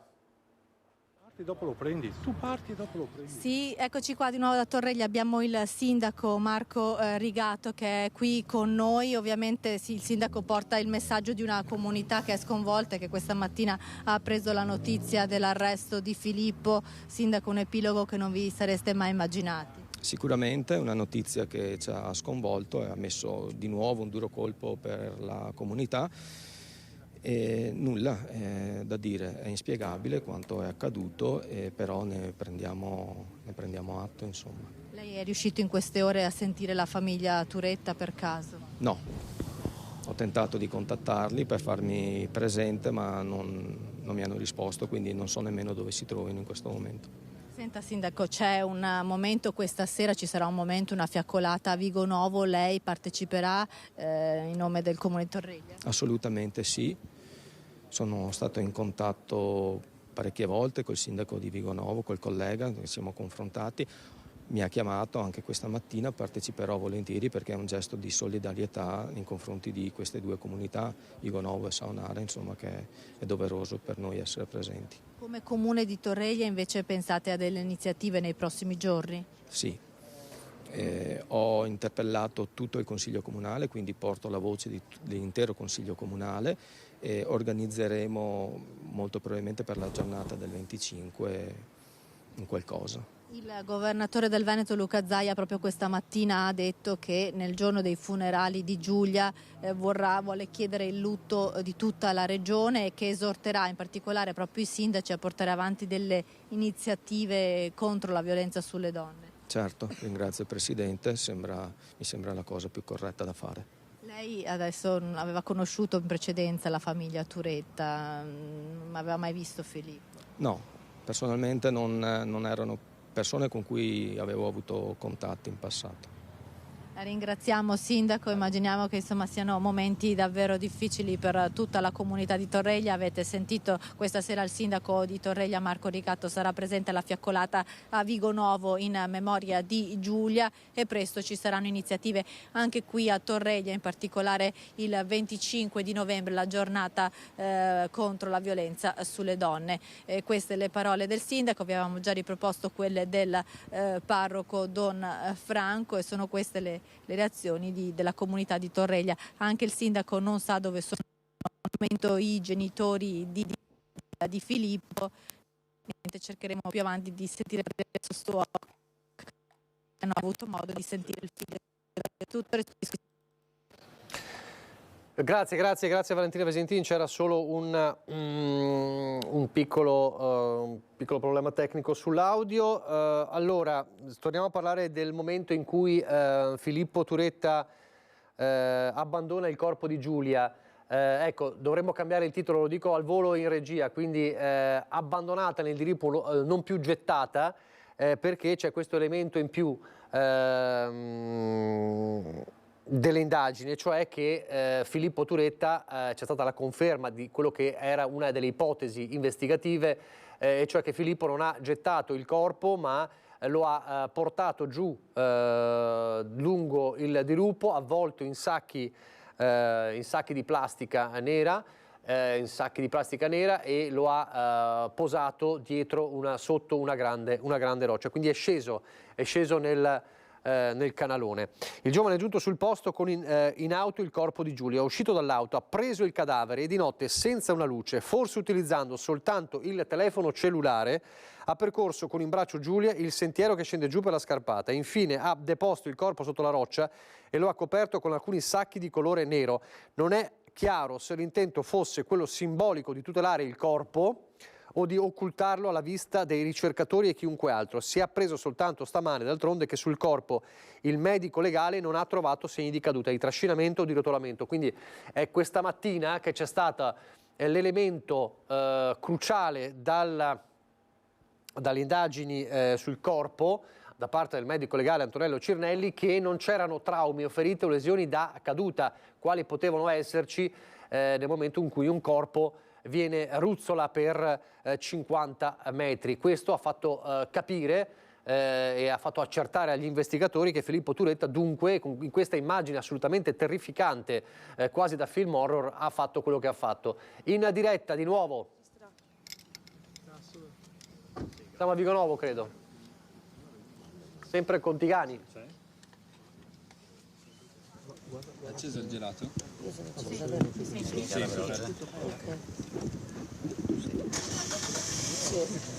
Ci siamo? Sì, va bene, ok, ciao. Metti giù, ciao.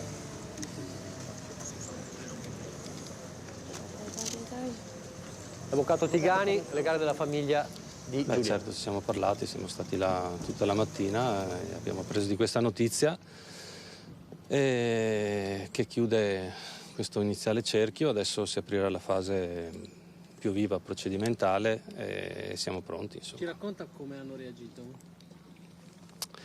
Ma io dico la sensazione che posso avere io, avevo la sensazione che ci si potesse arrivare, effettivamente abbiamo visto uno spiegamento quasi senza precedenti di forze dell'ordine, di volontari, di tutto quello che c'è stato dietro e quindi francamente ci speravo.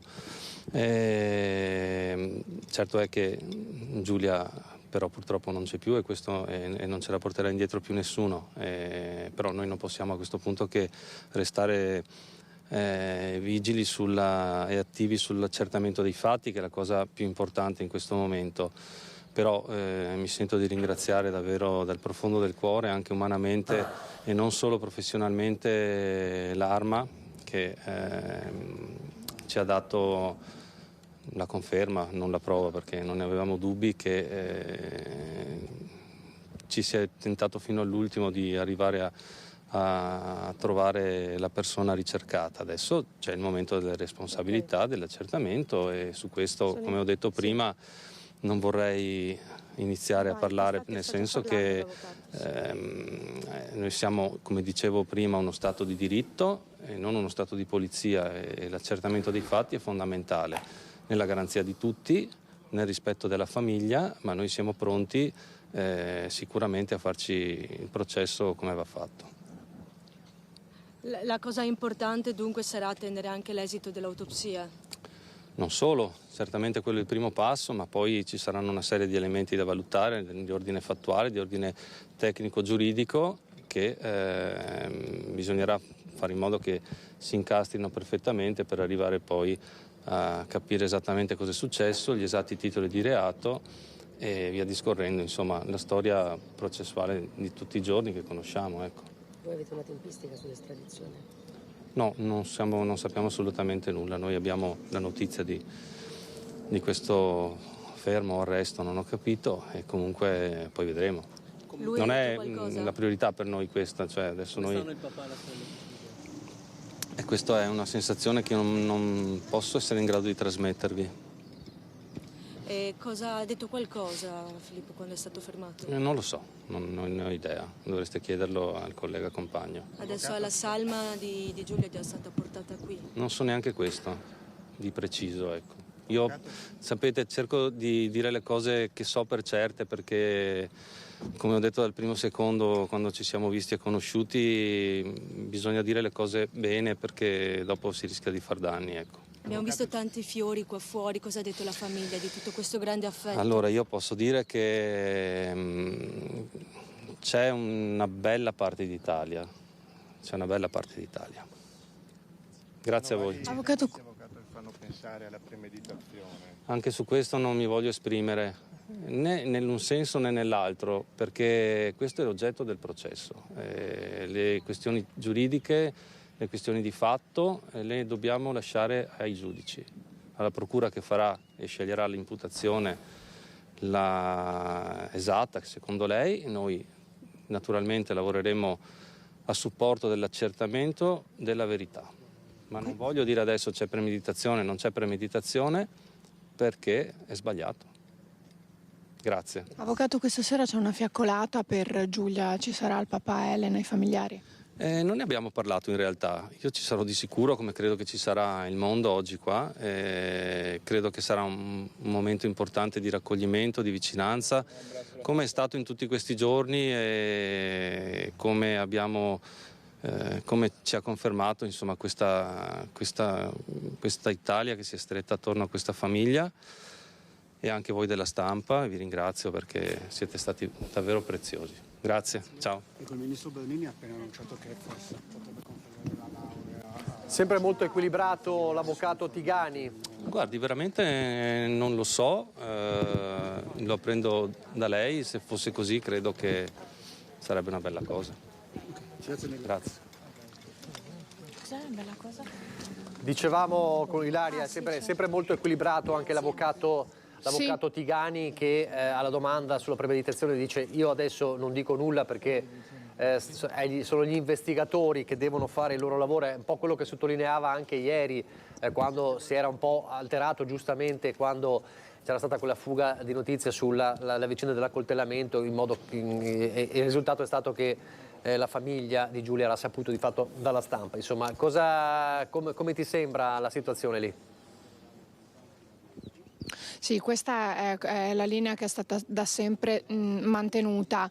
Le dichiarazioni sono state fatte anche perché comunque qui eravamo in tanti e quindi uscivano, ci dicevano, però arrivavano a darci informazioni fino a un certo punto proprio per permettere agli investigatori di poter lavorare in tutta tranquillità, e soprattutto perché fino ad almeno giovedì sembravano abbastanza sicuri che Giulia potesse essere viva e in qualche modo in ostaggio di Filippo. Ecco perché continuavano a rinnovare gli appelli affinché tornasse a casa e la riportasse sana e salva. E così ancora la speranza c'era fino a venerdì sera, perché proprio l'abbiamo sentito nelle parole dello zio qui davanti casa, che aveva fatto un ulteriore appello: riportala a casa qualsiasi cosa. Questo è quello che è sempre stato detto: qualsiasi cosa sia accaduta, torna, riportala, ritornate a casa perché risolviamo. Noi non siamo arrabbiati,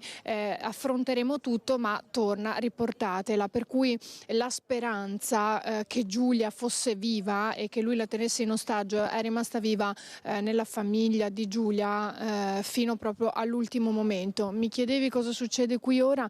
Vi faccio vedere con l'aiuto della telecamera di Sandro. Stanno continuando ad arrivare fiori, come vedete aumentano di ora in ora, sono sempre di più le persone che vogliono portare il loro affetto qui davanti a casa di Giulia, per Giulia, ma anche per dimostrare la loro vicinanza al papagino, alla sorella Elena, al fratello, insomma a tutti i familiari che sono stati qui finora in questa settimana, e dimostrare la loro vicinanza. Ci sono tante frasi: Giulia, riposa in pace tra le braccia della tua mamma, sei la figlia di tutti noi, un abbraccio al tuo papà. Prima abbiamo visto anche un bimbo che avrà avuto intorno ai 4 anni, che accompagnato dai suoi genitori ha portato qui una piantina. Ha voluto proprio lui, ci diceva la mamma, è stato lui a voler portare il suo fiore qui davanti all'abitazione di Giulia.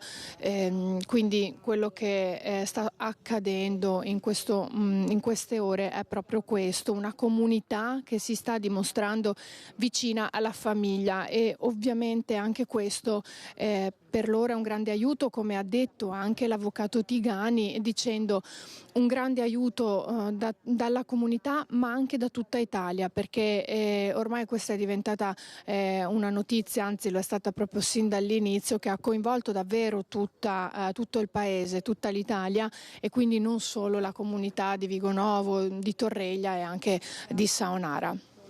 Grazie, allora, grazie a Ilaria Marchiori, resta ovviamente collegata. Saluto e ringrazio, si è collegato il vice direttore di Media Nord-Est, Ferdinando Avarino. Ferdinando, buongiorno, ci sei? Ti vedo. Sì, buongiorno Nicola e a tutti. Allora, solo per avvertire la regia, fra poco dovremo avere in collegamento da San Candido, quindi siamo in provincia di Bolzano, Christian Arboid con Simone Merlo. se non è già collegato. Ferdinando, allora, oggi le notizie si accavallano, ma insomma la fuga è finita. Ti aspettavi il fermo già oggi, dopo gli ultimi sviluppi di ieri, dopo il ritrovamento del cadavere?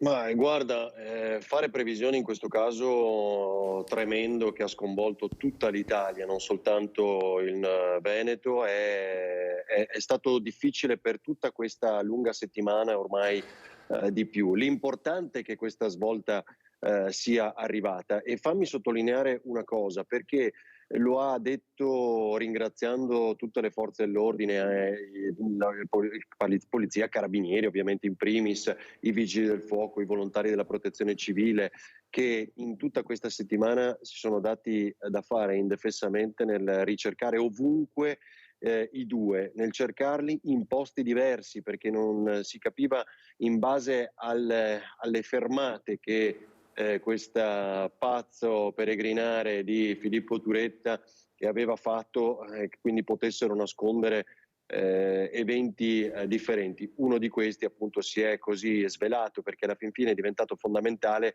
quella ricostruzione che noi nei giorni scorsi abbiamo dato, appurando come a Piancavallo Filippo Turetta con la sua auto fosse passato alle 3 di notte. Quindi da lì poi gli investigatori hanno ovviamente collegato molti aspetti. Ma dicevo, c'è stato uno spiegamento di forze in campo enorme, e ce lo dobbiamo dire, questo ha comportato anche un costo notevole per la collettività, sacrosanto e doveroso, ma questo ragionamento io lo vorrei portare ai primissimi minuti ancora di quel video a Fossò, per dire cosa? Che tutto ciò si sarebbe potuto evitare, che forse quel video per il quale, con una descrizione per quanto agghiacciante fin qui ci è stata data. Aspetta Ferdinando, ti posso fermare un secondo? Vai. Vedo in diretta da Vigo Novo. Vai. La reazione è devastante, chiaramente. Il dolore è immenso, anche sapere che Filippo è ancora in vita certo non lenisce questo grande dolore. Ora è il momento del raccoglimento, si sono molto uniti, sono una famiglia unitissima, per cui insieme stanno trovando la forza per reagire a tutto questo. Ecco, il comandante dei Carabinieri ha parlato di una reazione con estrema dignità, che è quella che hanno mostrato sempre in tutta questa settimana. Assolutamente sì, è una dignità che quasi imbarazza, inaspettata, dignitosi nel dolore e nelle emozioni molteplici e contrapposte che stanno vivendo in questi momenti. Come hanno reagito? Forse Elena che è più arrabbiata. Ma in realtà non sembra ci sia proprio spazio alla rabbia, adesso è soltanto dolore, sono concentrati sul proprio dolore, su quello che hanno perso, e non c'è proprio spazio per la rabbia e per Filippo, assolutamente. Sono pienamente coscienti o c'è forse ancora un'incredulità, essere sotto shock? È un momento di stordimento, chiaramente, no? È una prima fase in cui un pochino si perde la cognizione, però sono lucidi, vogliono chiaramente giustizia per la propria figlia e sono concentrati sul proprio dolore, non c'è spazio per altro. Naturalmente lei avrà anche dal punto di vista professionale tracciato una sorta di profilo di questo ragazzo, di quello che può essere accaduto. Che idea si è fatta? Beh, assolutamente sì, purtroppo tutti temevamo questo triste esito. Io ho ascoltato Elena, i genitori, il papà, la nonna, ho ascoltato le amiche. E ho ascoltato anche i messaggi e i vocali che mandava Giulia, per cui da lì avevamo già ricavato un profilo di Filippo, ecco perché l'esito era assolutamente immaginabile. Quindi lo so che è tutto, insomma, anche l'avvocato ha detto aspettiamo le indagini, andiamo avanti passo dopo passo, ora c'è l'ambito processuale, ma la premeditazione c'è stata? Dai dati che emergono, certo tutto va confermato, però dai dati che emergono sembrerebbe proprio di sì. È una notizia che ha sconvolto la famiglia, ma aveva già un'idea che potesse essere successo qualcosa di irreversibile? Assolutamente sì, e anche la famiglia era già pronta sostanzialmente, perché anche Elena dal primissimo momento, la sorella, immaginava questo esito, come purtroppo lo immaginavamo un po' tutti, perché avendo ascoltato, ripeto, le amiche, avendo ascoltato la voce di Giulia nei messaggi, nei vocali che mandava alle sue amiche, tutto purtroppo lasciava immaginare il peggio. Ma era la voce di una persona che lo temeva in qualche modo, cioè comunque si sentiva... Era preoccupata, sì, e talvolta anche impaurita. Ma sì. Giulia in qualche momento poteva magari essergli stata vicino perché gli dispiaceva che lui soffrisse? Assolutamente sì. Giulia ha avuto paura di lasciarlo andare ed era anche triste perché lui andasse. Si preoccupava nonostante tutto di lui. Ci può dire il suo nome? Gabriella Marano, psicologa, consulente della famiglia. Grazie a voi. Dire solo una cosa di spalle. Poi vabbè. Prego, poi solo un messaggio da lanciare come psicologa a tutte le ragazze che possano vivere una situazione poco chiara nelle relazioni. E io credo, e lo dico spesso, è necessaria una rivoluzione culturale nel nostro paese. Purtroppo la matrice è socioculturale. Dobbiamo intervenire, dobbiamo parlare ai nostri giovani, attraverso i giovani entrare nelle famiglie, perché è l'unico modo per fermare questa guerra, perché è una guerra, fa più vittime della mafia e questo dobbiamo avere il coraggio di dircelo sostanzialmente, anche perché sì, la repressione va bene, può avere un senso, ha un senso, il codice rosso, però tutto l'inasprimento delle leggi ci dicono che il fenomeno non stenta a fermarsi, per cui dobbiamo lavorare a valle del problema, dobbiamo fare prevenzione e l'unica attività che possiamo fare è questa, cioè parlare ai giovani con un linguaggio nuovo, con parole nuove e fare effettivamente tantissima prevenzione. Infatti non solo nei confronti delle ragazze ma soprattutto anche nei confronti dei ragazzi. Assolutamente sì, dobbiamo raccontare queste storie in modo tale che si possano riconoscere in queste storie non soltanto le donne ma anche gli uomini e soprattutto anche le famiglie che li possano individuare i segnali ed intervenire quanto prima. La scuola ha un ruolo fondamentale? Assolutamente sì, la scuola è vero che non è il primo compito della scuola, ma purtroppo bisogna iniziare a dotarsi di tutti gli strumenti per intervenire, perché il fenomeno comincia a diventare, purtroppo è estremamente preoccupante. È colpito soprattutto tutta l'Italia il fatto che abbia coinvolto una coppia così giovane? Sì, assolutamente, però noi abbiamo trattato anche il caso di Sara Di Pietrantonio, aveva la stessa età di Giulia, Sara aveva 22 anni quando è morta, è stata prima strangolata e poi bruciata, quindi cancellata anche la sua identità dall'uomo che diceva di amarla. Per 3 anni erano stati insieme. Dottoressa, anche Filippo è giovane per aver organizzato, possiamo dire architettato tutto questo? Sì, è una giovane età, però sono capaci talvolta, quando l'oggetto del possesso viene meno, di una carica distruttiva che diventa spaventosa. Ha ascoltato i messaggi di Giulia, le amiche, ha ascoltato anche i messaggi che mandava Filippo a Giulia? No, non ho assolutamente visto né ascoltato nessun messaggio di Filippo. Com'era Giulia? Cosa diceva Giulia? Qual era il suo stato d'animo in questi messaggi? Ma Giulia era preoccupata, non voleva che Filippo rimanesse male, insomma, quindi ha cercato di proteggerlo fino all'ultimo, proteggeva lui e non ha protetto se stessa, purtroppo. Ha mai minacciato lui di farsi del male? Stando alle amiche sì, minacciava Giulia che se fosse stato lasciato si sarebbe tolto la vita anche, sì. Quindi Giulia tutto questo chiaramente non lo voleva. Grazie. Sì, Nicola? Sì, abbiamo sentito. Nicola, mi sentite? Ti sento.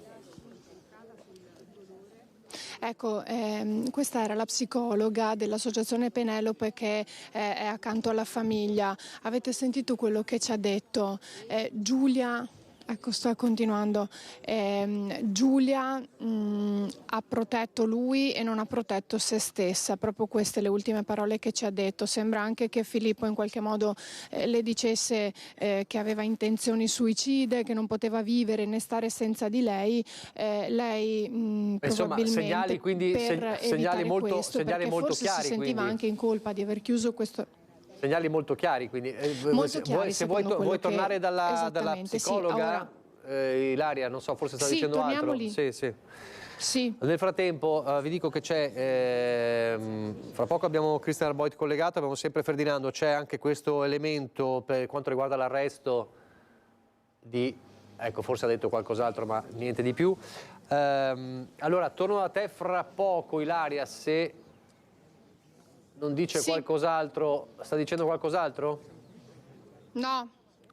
Allora, torno da te fra poco, Ilaria, perché ho anche Christian Arboit, volevo tornare da Ferdinando. Quando è stato arrestato, Filippo Turetta non ha opposto resistenza, fermato in autostrada, lo ricordiamo, vicino a Lipsia, era in corsia di emergenza perché aveva finito la benzina, di fatto non aveva più benzina, aveva un problema alla macchina, in corsia di emergenza lo ferma la stradale e quindi lo identifica.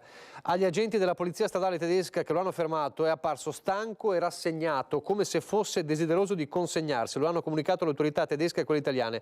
L'auto di Turetta era ferma sulla corsia di emergenza perché secondo gli agenti era finita la benzina e Filippo non aveva soldi per fare nuovamente rifornimento. Ferdinando. Guarda Nicola, due flash molto rapidi. Era Gabriella Marano, psicologa forense, che conosco molto bene perché è stata spesso ospite, l'ho detto anche con Nicodemo Gentile, il presidente dell'Associazione Penelope, delle nostre trasmissioni per seguire il caso Resinovic, convinti sempre che anche l'autopsia psicologica nel momento in cui ci sono delle vittime sia un passaggio fondamentale. Perché dico questo? Perché era interessante capire da lei, che ci ha riferito con estrema chiarezza il quadro, perché è stata su questo estremamente efficace la dottoressa Marano, se si attendevano un suicidio di Filippo Turetta, cosa che non è avvenuta. Era secondo me inevitabile che, appunto, scegliendo di non uccidersi, non trovando quella forza che minacciava nei messaggi per tenere sotto controllo, credeva lui, invece Giulia Cecchettin, non ha mai avuto il coraggio, la forza di farlo realmente, neanche adesso, e quindi era ovvio che fosse stremato e quindi cercasse quasi di consegnarsi, perché poi succede anche questo aspetto, probabilmente si sarà davvero fermato senza neanche tentare una fuga a piedi, quindi poi individuato da una vettura della polizia tedesca. Quello che dicevo prima, che torna ancora fondamentale il video della notte a Fossò, è perché se quelle ferite davvero non erano mortali, aveva tutta la possibilità di lasciare Giulia davanti a una sede di un pronto soccorso e poi fare la sua fuga. Invece evidentemente, poi questo lo scopriremo solo nei prossimi minuti, nelle prossime ore, i colpi inferti con il coltello possono essere stati successivi, oppure, visto che la carica è in baule, oppure nell'auto durante la fuga, non riusciamo a capire che cosa possa essere avvenuto, ma io immagino che avrebbe avuto tutta la possibilità di lasciarla davanti a un pronto soccorso e dove si sarebbero potuti prendere cura di lei. Questi sono gli altri aspetti. Sì, quindi si poteva evidentemente salvare, questo è da capire ovviamente. Noi sappiamo per certo che Giulia arriva già morta nell'auto quando poi sceglie, anche questo è un altro particolare che crea un altro scenario, no, Ferdinando? Non getta il cadavere, lo avvolge nei sacchi neri e scende giù con lei, portandola in braccio, con il rischio anche di scivolare a sua volta, senza luce, probabilmente facendoci luce col telefonino. Scende per 50 metri, la posa dietro alla roccia. Questo cosa ci racconta, secondo te, della psicologia di questo ragazzo? Non sono un tecnico, ma sappiamo di casi simili, quindi nel momento in cui c'è uno stretto rapporto tra le due persone si cerca sempre di prendersi un'estrema cura alla fine del corpo della persona che si è uccisa e si credeva di amare, non certo in maniera corretta come nel caso di Filippo Turetta, però quindi l'avrà adagiata infatti mi aveva colpito molto nelle prime ore il fatto che avesse fatto rotolare il corpo, perché è una ricostruzione che non calza, ecco, nel momento in cui c'è un rapporto di qualsiasi tipo tra due persone e una di queste non c'è più, come nel caso di Giulia. Quindi lui evidentemente avrà cercato di prendersi cura di lei anche nel proteggerla.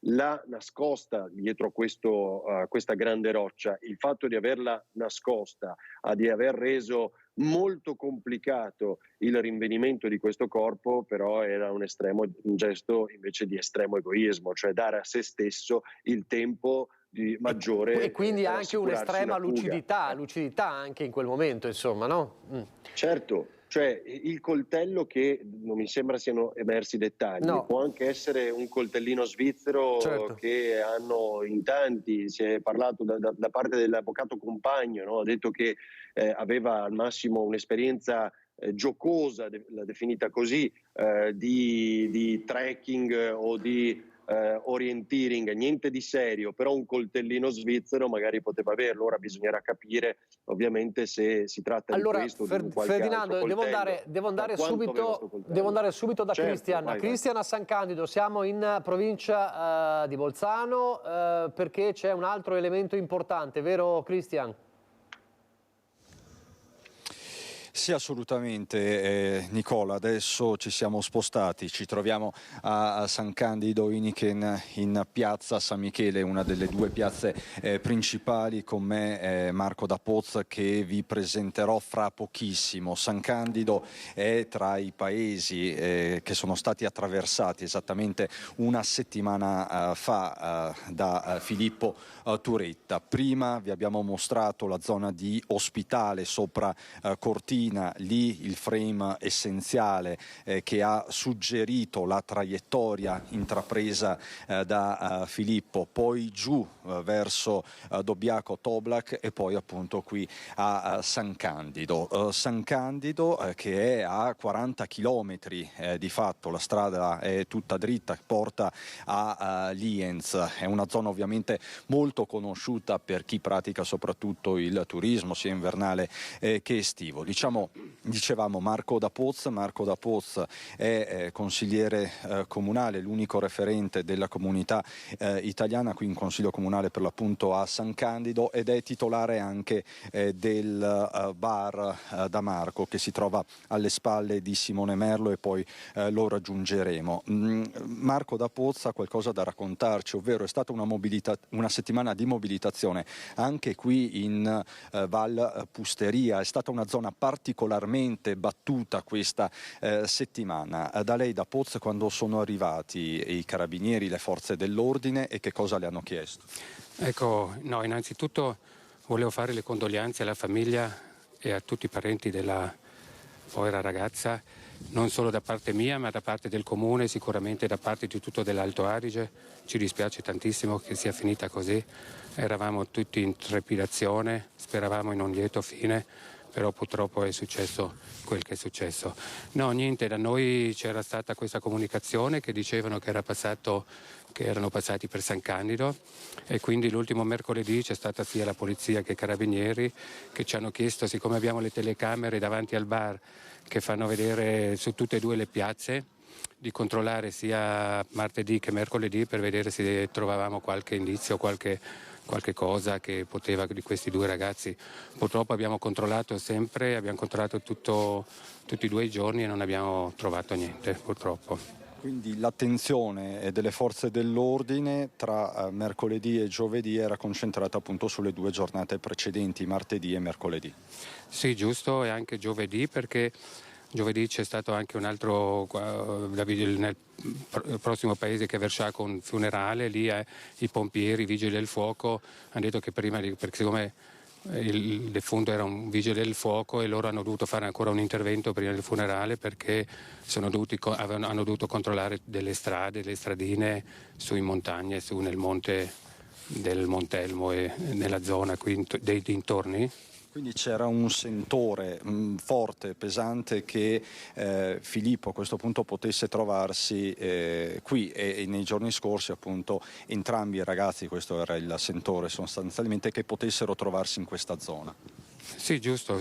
Secondo gli indizi, secondo della Polizia e dei Carabinieri, ci dicevano che forse avrebbero potuto essere stati qua a San Candido. Ecco, da Poz ci spiegava che quella telecamera che vedete all'angolo del ristorante dell'hotel Orso Grigio è una telecamera privata, ma una telecamera che viene utilizzata molto spesso, è una telecamera strategica quella per San Candido. Sì, è una webcam dove si vede sempre anche il tempo, si vede il centro di San Candido, dove tutti possono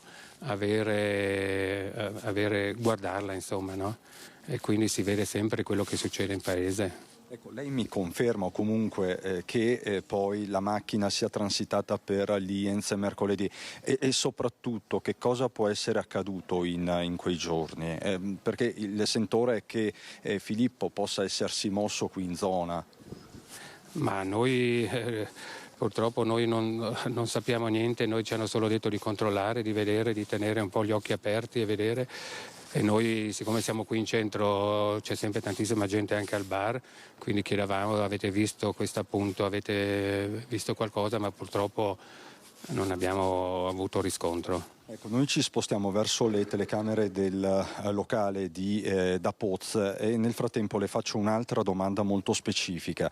C'è una strada qui vicino che collega Lienz alla Germania, la strada degli Alti Tauri. Ci è stata suggerita da Christian Demma, presidente dell'associazione Furti in Corso, come una possibile via di fuga tra Lienz e la Germania. Potrebbe aver percorso quella strada, Filippo, secondo lei?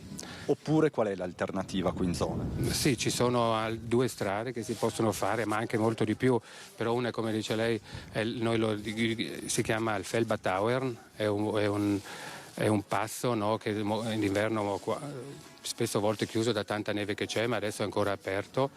Può essere che sia passato in là, come può essere che abbia fatto l'altra strada per Zell am See, che abbia fatto l'altra... Zell am See, quindi verso la Carinzia. Sì, giusto, giusto, che è più comoda. L'altra, oltre il passo, è un po' più difficile, un po' più tortuosa, però è una strada praticata da tutti, però... Senta, qui ovviamente non ci sono frontiere, ma la zona tra Italia e Austria è monitorata? Ma noi qua a San Candido, essendo un paese in confine, abbiamo sia una caserma di polizia, una caserma di carabinieri, abbiamo una caserma di militari, quindi diciamo c'è tanto controllo, e siamo veramente, anche tante volte noi ci lamentiamo quasi troppo, no? Invece siete, insomma, da quanti controlli ci sono? Cioè un'area molto monitorata questa? Sì, molto monitorata, però da una parte è anche bene così, perché ci sono pochissime situazioni difficili insomma. Resta il fatto comunque, e mi avvio a conclusione, questo è un periodo di bassa stagione, tanti immobili sono sfitti, le case sono vuote. Quindi potrebbe essere successo anche che Filippo si sia nascosto da qualche parte. Qual è la vostra impressione da questo punto di vista? Ma noi non ci siamo fatti questo. Le forze dell'ordine sicuro hanno controllato, perché anche, come dicevo, i vigili del fuoco hanno fatto tutte le zone, tutti i monti che si vedono anche là dietro, e può essere perché ci sono tante baite, tante case che non più su in montagna, non più usate, quindi può essere, però non abbiamo trovato nessun riscontro. Ecco, quello che è certo è che anche per questo angolo di Val Pusteria è stata una settimana di mobilitazione. Anche voi avete cercato, fino a che è stato possibile, i 2 giovani, avete vissuto nell'angoscia questa vicenda e oggi vi unite al cordoglio dell'intera comunità. Sì, certamente, noi, come dicevo prima, ci dispiace tanto, speravamo in un buon fine. Io sono padre di 3 figli e quindi so cosa vuol dire, e ci dispiace tantissimo. Ieri noi guardavamo qui, quando abbiamo sentito purtroppo della scomparsa della ragazza, stavamo guardando quasi, era finita, non so se era finita la finale di Yannick Sinner. Noi dalla contentezza siamo andati tutto in un altro. Quindi è stata una pagina triste anche per voi. Io la ringrazio davvero, Marco da Poz. Ti restituisco la linea con Simone Merlo, Nicola. A Christian Arboit e Simone Merlo, questa è l'immagine della webcam di cui parlava Christian, la faccio vedere dal PC. Prendete un caffè, no? Webcam di San Candido, vediamo della piazza, eccola qui. Questa è l'immagine, insomma, che riprende, cosa riprende, insomma, quella webcam. Allora dovremmo andare da Valentina Visentin, se non sbaglio, che si trova sempre a Torreglia, credo di, almeno così sapevamo. Peraltro fra poco intorno all'1:30 dovrebbe esserci l'arrivo dell'avvocato Compagno che ha già rilasciato alcune dichiarazioni all'ANS, l'avvocato Compagno che è l'avvocato di Turetta. Nicola Turetta ed Elisabetta Martini, genitori di Filippo, sono molto scossi per l'arresto del figlio in Germania, lo riferisce l'avvocato. Da un lato naturalmente hanno provato sollievo per il fatto che il loro figlio è vivo, aggiunge, dall'altro li ho sentiti attoniti e molto scossi come tutti del resto. La coppia si trova ancora qui, stanno valutando se partire per Lipsia, dove si trova il figlio in stato di arresto. Allora prima di andare a sentire le parole del parroco di Torreglia raccolte da Valentina Visentin, fatemi capire se c'è Ilaria Marchiori da Vigonovo con il sindaco. Eccola qua, Ilaria Marchiori da Vigonovo, il sindaco che insomma questa sera ovviamente parteciperà, l'ha organizzata anche il comune di Vigonovo, alla fiaccolata per Giulia. Esatto, siamo qui con il sindaco di Vigonovo Luca Martello e stavamo proprio parlando della fiaccolata. Allora, ci sono molte cose da dire. Allora, innanzitutto, sindaco, ci parli bene del percorso, di come è organizzata questa fiaccolata che, lo ricordiamo, partirà alle 19 dal Parco Norma Cossetto. Dopodiché cosa accadrà? Innanzitutto la strada verrà chiusa prima, ci dica tutto lei. Sì, buongiorno. Alle 19 sarà il momento in cui partiremo dal Parco Norma Cossetto, che è qui nella zona delle poste di Vigonovo e delle scuole. Avremo bisogno appunto della collaborazione davvero di tutti, perché la chiusura delle strade e la viabilità saranno inevitabilmente condizionate da questo appuntamento, e già dalle 18:30 sarà modificata la viabilità a Vigonovo per consentire appunto il più possibile di usare i parcheggi che ci sono.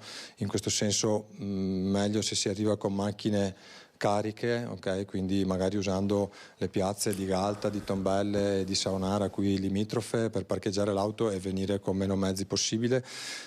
Sappiamo dell'adesione davvero di tanti, ultimo adesso anche i vigili del fuoco saranno presenti con noi, sarà la protezione civile del distretto nostro, della Riviera del Brenta, ma anche dei Padovano limitrofo che saranno stasera qui, pertanto speriamo davvero che tutto questo calore divenga così un sollievo, come dire, per la famiglia con cui questo appuntamento abbiamo concordato, oltre che con le forze dell'ordine e l'Arma dei Carabinieri. Ecco, l'avete concordato con la famiglia, lei ha sentito il papà di Giulia oppure la sorella Elena, è riuscito a sentirsi con loro, le hanno detto qualcosa, ci saranno questa sera? Chiaramente sì, ne abbiamo parlato col papà e ci siamo accordati proprio per passare lungo le vie di Vigonovo questa sera in silenzio.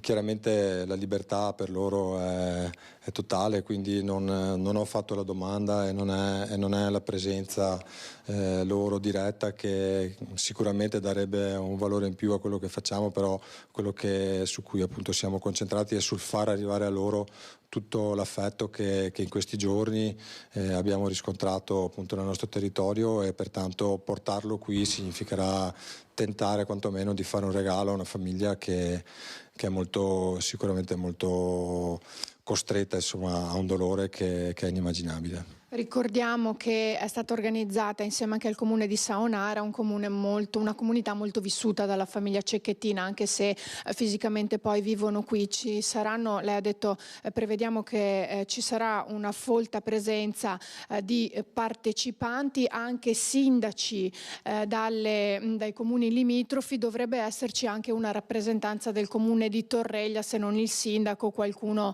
al suo posto.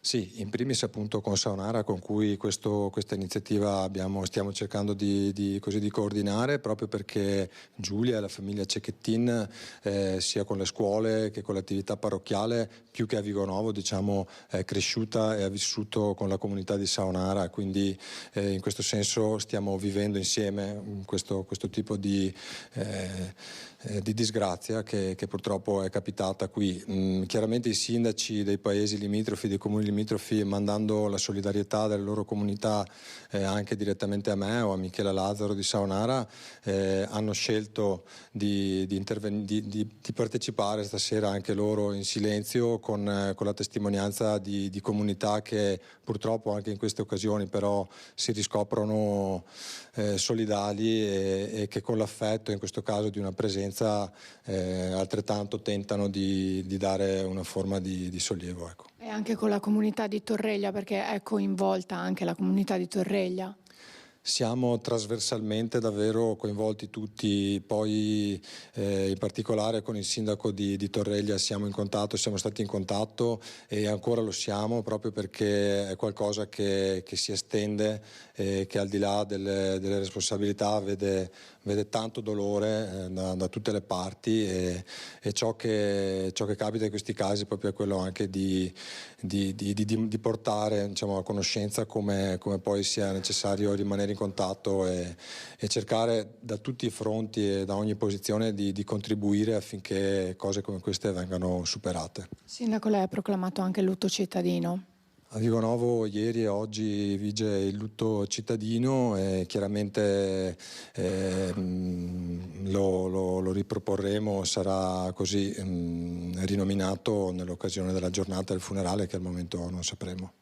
Ecco, sì, sappiamo che ovviamente si potrà dare il nulla osta solo una volta eseguita l'autopsia. Se non ci sono domande per il sindaco Martello, io lo ringrazio, lo saluto e da Vigonovo restituisco la linea. Grazie a Ilaria Marchiori. Nel frattempo c'è una notizia importante che riguarda l'arma del delitto. Mentre il RIS di Parma è nella zona sempre di Barcis del ritrovamento per cercare altre tracce, tra cui l'arma del delitto, un coltello spezzato sarebbe stato trovato poco fa in zona industriale a Fossò. Ferdinando.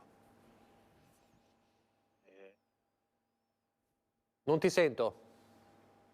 Adesso dicevo che ha dell'incredibile questa notizia, intanto perché emerge adesso.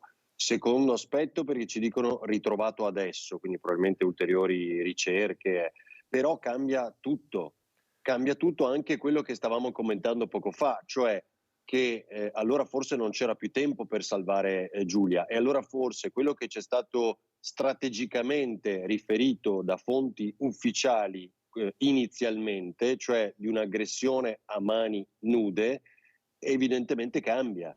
Cioè, quindi potrebbe averla accoltellata già lì, alla zona industriale di Fossò, là dove aiuto mi fai male, purtroppo, erano le parole che sentivamo riferite da un testimone quella notte. Quindi non c'era neanche la speranza che noi avevamo evocato tardivamente oggi, con l'idea che lui potesse abbandonarla davanti a un pronto soccorso e magari salvarla. Addirittura un coltello, bisogna capire ovviamente che tipo di coltello, spezzato, bisogna capire anche se insanguinato e quindi inerente alla tragedia che ha travolto la famiglia di Giulia Cecchettin,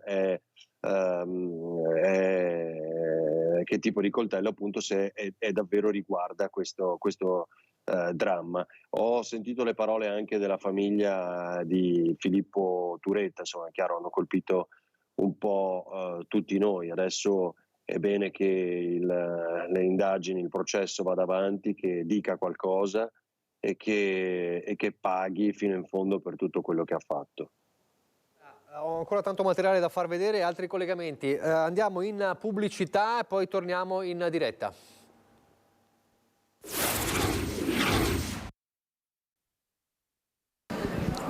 Ministro, questa è stata una ferita per l'Italia intera, ora ci si aspetta davvero una risposta da parte della giustizia.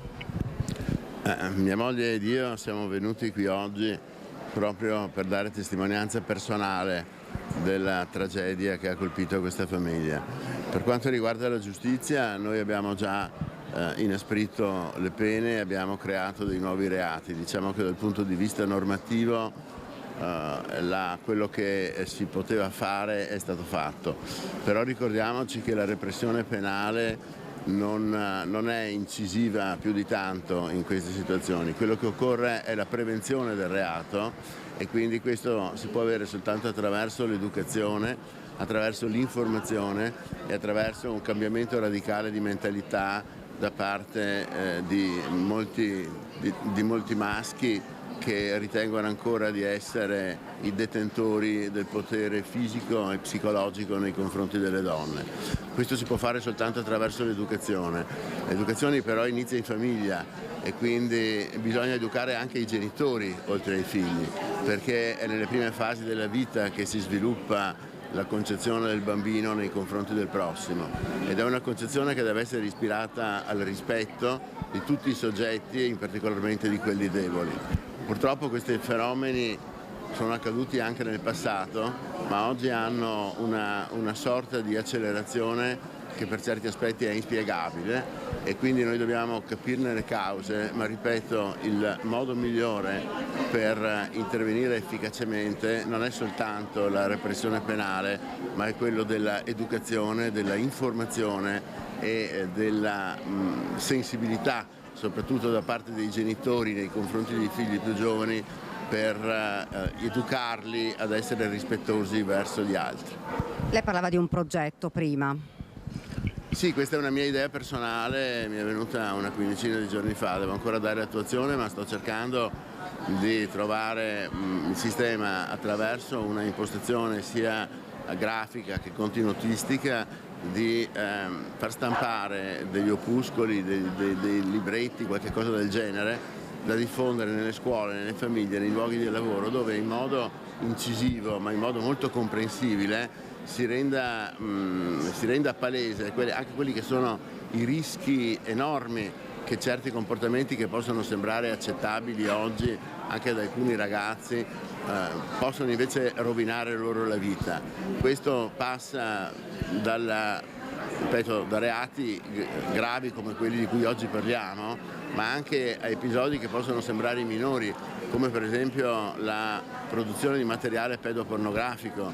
I minori non sanno che fotografare un'amica 17enne mentre magari sta facendo l'amore è un grave reato e rischia 5 anni di prigione. Se poi diffonde l'immagine agli amici ne rischia il doppio. Ecco, tutte queste cose non si sanno perché nessuno li informa e questo può essere fatto non attraverso pubblicazioni di alto spessore giuridico, ma attraverso un modo divulgativo che sia anche corredato da una buona grafica. Questa è una cosa che io sto cercando di fare adesso, mi sto muovendo in questi giorni e spero di riuscire presto a ottenere dei risultati. Qui in piazza tanta gente, un flash mob per Giulia che è davvero la più giovane vittima di femminicidio di questa zona. Sì, purtroppo tra l'altro è avvenuta in un luogo a noi vicinissimo e sta indagando la Procura della Repubblica dove io ho lavorato fino praticamente ieri, ma naturalmente tutte le persone sono uguali. Certo questo ci colpisce di più perché è un evento che ha ferito proprio la nostra comunità veneta, trevigiana e veneziana attraverso tra l'altro un episodio quasi inconcepibile visto che è avvenuto tra due fidanzati. Ed è per questo che, proprio perché è inconcepibile, come ha detto anche la nostra Presidente Meloni, occorre comprenderne le cause e agire sull'educazione, ecco, più ancora per quanto riguarda poi compete noi sull'azione penale. Ministro, io provo a chiederle una cosa, non so se è stato arrestato in Germania. Che tempi ci potrebbero essere per un rientro? Saranno rapidissimi. Saranno rapidi? Sì, in questi casi sono molto rapidi. Poi lo riproporremo, dovremo avere Valentina Visentini in collegamento fra pochissimo, credo con l'avvocato Emanuele Compagno, cioè eccolo qui, andiamo, l'avvocato di Filippo Turetta. Avevano perso le speranze, pensavano che avesse fatto un gesto inconsulto. Allora, in questi casi sappiamo che il gesto inconsulto più grave è comunque messo in conto, però la speranza era quella che lui tornasse, era quella che lui ci fosse e che potesse rappresentare quello che è successo. Anzi, la mamma è stata lei a lanciare insieme al papà, con me, l'appello perché si costituisse, perché raccontasse quello che è successo e si assumesse le sue responsabilità. Quali sono state le prime parole dei genitori quando hanno saputo che il figlio era vivo ed era stato trovato? Allora è stato veramente un contatto di qualche secondo che io ho voluto fare, ho voluto dare questa notizia, mi hanno detto che non avevano ancora visto dai giornali e gliel'ho data io, mi hanno ringraziato e poi c'è stato un silenzio ovviamente per il dolore da un lato e dall'altro lato la consapevolezza che comunque il figlio era vivo, quindi non abbiamo poi fatto altri tipi di ragionamenti. Per la Germania? Sono qui apposta per poterne parlare con i genitori, per capire se loro andranno lì in Germania. Io al momento no, perché con ogni probabilità credo le autorità tedesche gli nomineranno un difensore di fiducia, d'ufficio. Io mi sono messo in contatto con le autorità appunto tedesche, sto cercando di parlare con il commissariato dove lui si trova per cercare anche di chiedere che mi facciano parlare con lui e per capire come sta e di che cosa ha bisogno. È possibile un rientro entro 48 ore? Questo non lo so, non credo che sia così veloce la procedura, però insomma non credo che sia... Lei non ha ancora sentito Filippo? Sì, penso che acconsentirà e quindi sarà molto più veloce la procedura, però solitamente... In che condizioni è stato trovato? No, io so da notizie di stampa secondo le quali sarebbe stato trovato lungo un'autostrada a fare gli spenti, probabilmente stava dormendo, non lo so. Questo io non posso confermarlo, ma è solo quello che ho preso dalla stampa. Avvocato, insomma. Ci sono conferme di questo avvistamento forse di una telecamera a Cortina dove avrebbe fatto benzina? No, non ho notizie di questo, non ho notizie. Anche perché moltissime notizie non arrivano a me, ma arrivano a voi e quindi anche questo sì. Sa se ha detto qualcosa la polizia tedesca? No, non mi ha detto nulla. Ho parlato prima con il commissariato di Lipsia e loro non conoscevano il caso perché fa parte di una giurisdizione diversa rispetto alla cittadina, questo Bad Bundenstein dove è stato trovato. Quindi ho parlato con l'autorità un po' più centrale di quell'area e conoscevano il caso, era lì e quindi si spera che mi mettano in contatto a breve. Ho lasciato il mio numero di telefono. Però era stato diramato un mandato internazionale, come possibile? Un gesto di questo tipo da parte di Filippo, i genitori avevano visto che c'era qualche pericolo? Allora, sia i genitori ma anche altre persone lo descrivono come un ragazzo solare, un ragazzo buono, un ragazzo che non aveva mai dato segni di aggressività verso nessuno, che voleva bene a questa ragazza, aveva per lei 1000 attenzioni, non c'erano mai stati segnali, ma anche nella storia di vita di questo ragazzo, anche da giovane, che potessero lasciare intendere ad un atteggiamento aggressivo verso qualcuno e tantomeno verso Giulia. Però ci sono degli elementi come i sacchini ritrovati sopra il corpo, lo scotch che è stato anche sequestrato qui a casa, quindi c'è la possibilità e si pensa alla premeditazione. Questa è l'ipotesi che viene sicuramente data da parte della Procura. Io francamente al momento per me è presto parlare di premeditazione, però tutto può essere possibile. Io non mi sento in coscienza di parlare di premeditazione anche per vedere qual è stato il percorso della macchina, così molto tortuoso, scomposto, il fatto che lui l'avesse portata a casa. Insomma, ci sono elementi che a mio avviso la escludono.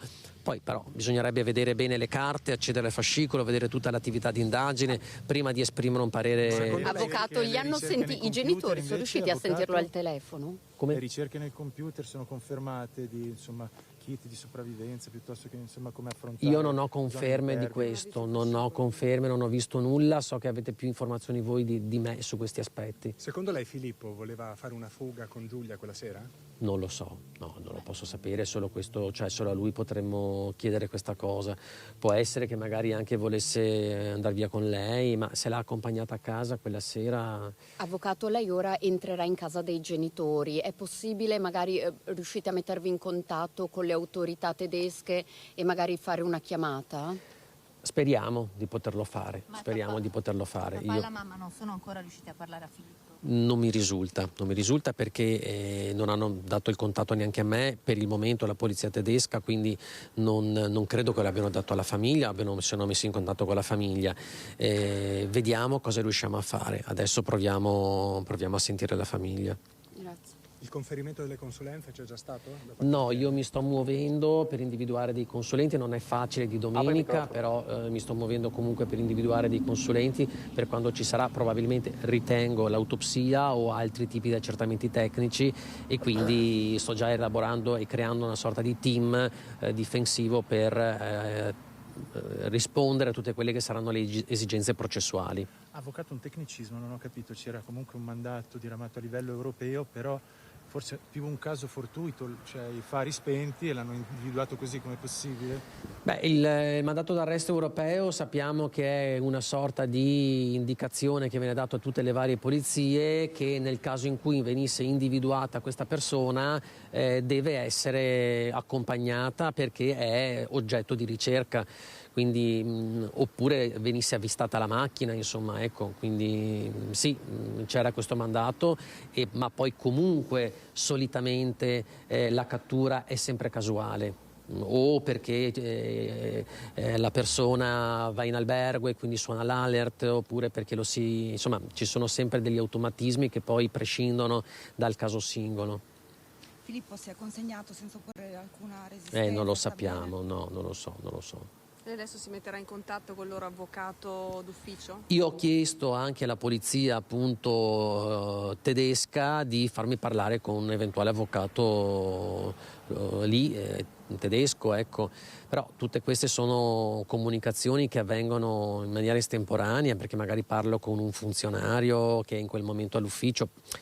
Finché non ho il contatto diretto di chi se ne occupa e di chi sta procedendo, non posso confermare niente. E diceva, avvocato, quindi un'estradizione in teoria più celere possibile? Sì, il mandato d'arresto europeo sappiamo che è una procedura che è valida in tutta Europa per consentire una procedura di estradizione, chiamiamola così, diversa rispetto a quella con i paesi fuori dell'Unione Europea e quindi più rapida.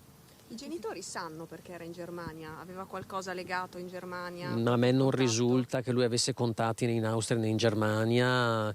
Da quello che ho visto dal percorso dell'auto, lui sarebbe andato prima a Linz, poi in Carinzia, poi sarebbe tornato indietro nella zona ovest verso il Tirolo e probabilmente da lì ha pensato di andare in Germania. Resta anche il fatto, io mi chiedo se fosse stata voluta questa fuga per far perdere le tracce di sé. La Germania è l'ultimo dei posti dove andare, perché è lo stato più tecnologico che ci sia in Europa, e quindi se uno volesse far perdere le tracce di sé magari andava verso paesi meno sviluppati, ecco, chiamiamoli così, se non la Germania. Da lì forse si capisce che proprio questa premeditazione fatico a vederla, ecco. Ma in casa mancava qualcosa? Vestiti di Filippo, una valigia, quando hanno perquisito? No. I genitori non si sono accorti di nulla? Non si sono accorti nulla? che mancasse nulla, no. Soldi? Perché aveva dei soldi liquidi. Ma a me risulta che avessero dei soldi non tantissimi, ecco, i soldi. Quanti? Che Prelevato prima? non mi risulta qualche centinaio di euro forse, ma insomma questi sono dettagli che poi io non posso sapere con certezza, perché solo lui lo può sapere.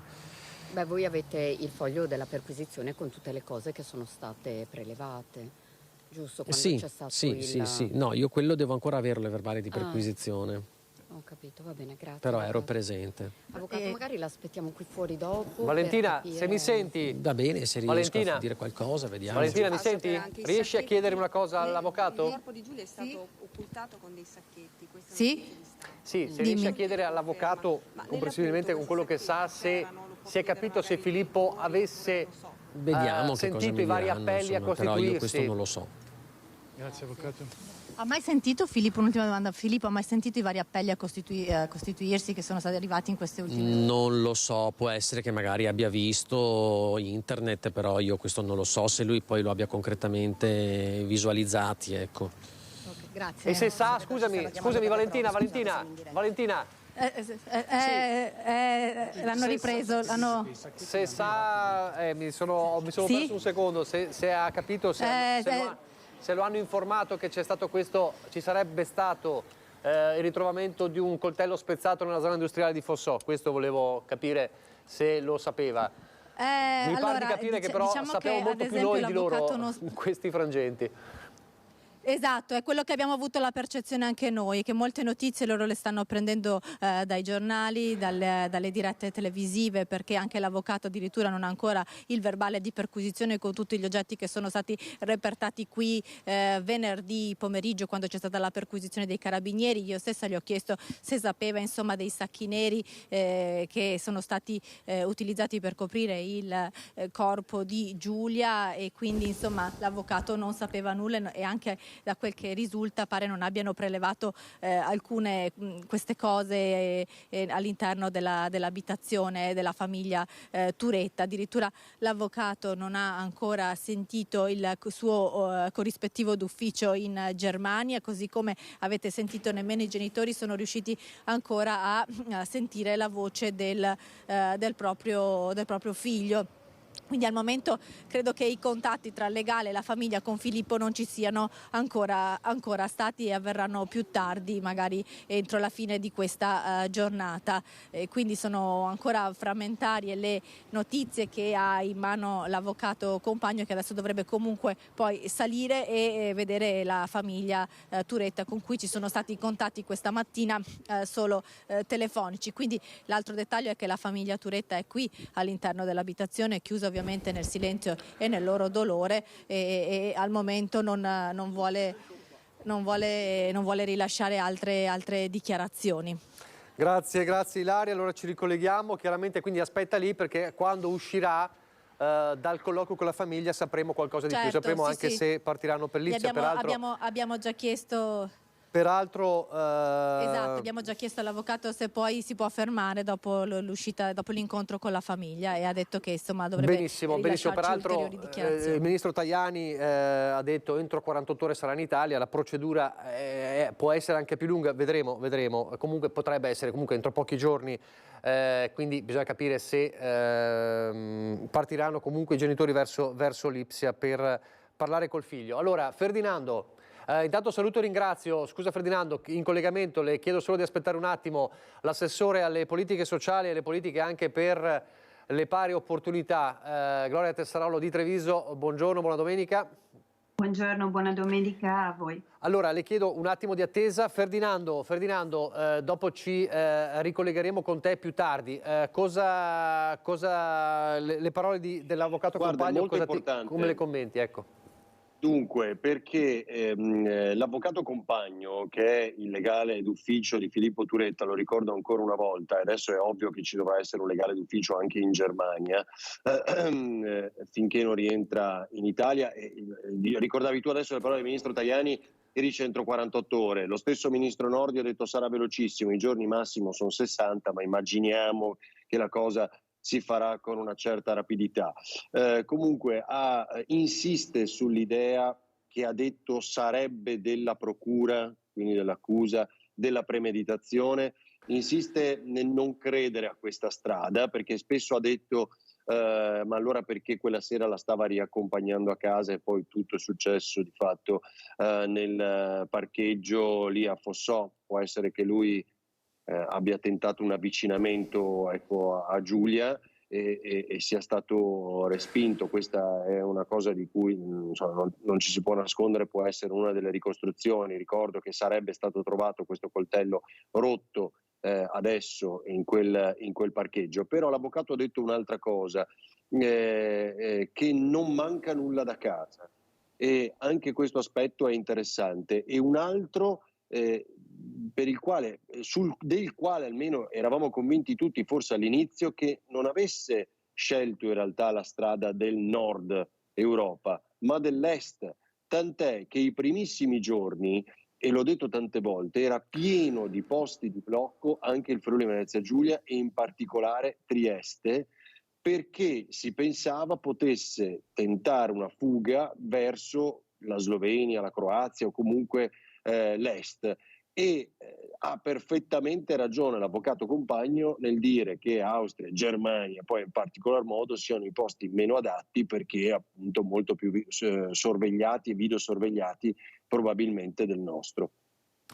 Grazie Ferdinando, allora ci ricolleghiamo con te più tardi. Sì, Benissimo. Buon proseguimento. Grazie a Ferdinando. Allora, noi abbiamo visto prima, dentro la pubblicità, le parole del Ministro della Giustizia Carlo Nordio, che era a Treviso questa mattina al flash mob organizzato proprio per Giulia. Vediamo il servizio e poi andiamo subito dall'assessore Tessarollo. Oggi qua tutti per Giulia. Sì, l'iniziativa è partita dalle nostre donne dell'ULSS, le nostre professioniste che mi hanno contattato e hanno detto se eravamo disponibili a fare una cosa come US2. Io credo sia non solo doveroso, ma un atto d'amore nei confronti di Giulia e di tutte le donne, e anche un segnale, un messaggio verso gli uomini per cominciare a comportarsi bene, a capire che la persona con cui vivo è una persona privilegiata, è una persona a cui bisogna voler bene, quindi un segnale per tutti, credo sia importante questo. Ecco perché oggi siamo in piazza, ecco perché abbiamo deciso di fare questo. Oggi il padre di Giulia ha scritto l'amore non urla, l'amore non tradisce, l'amore non uccide.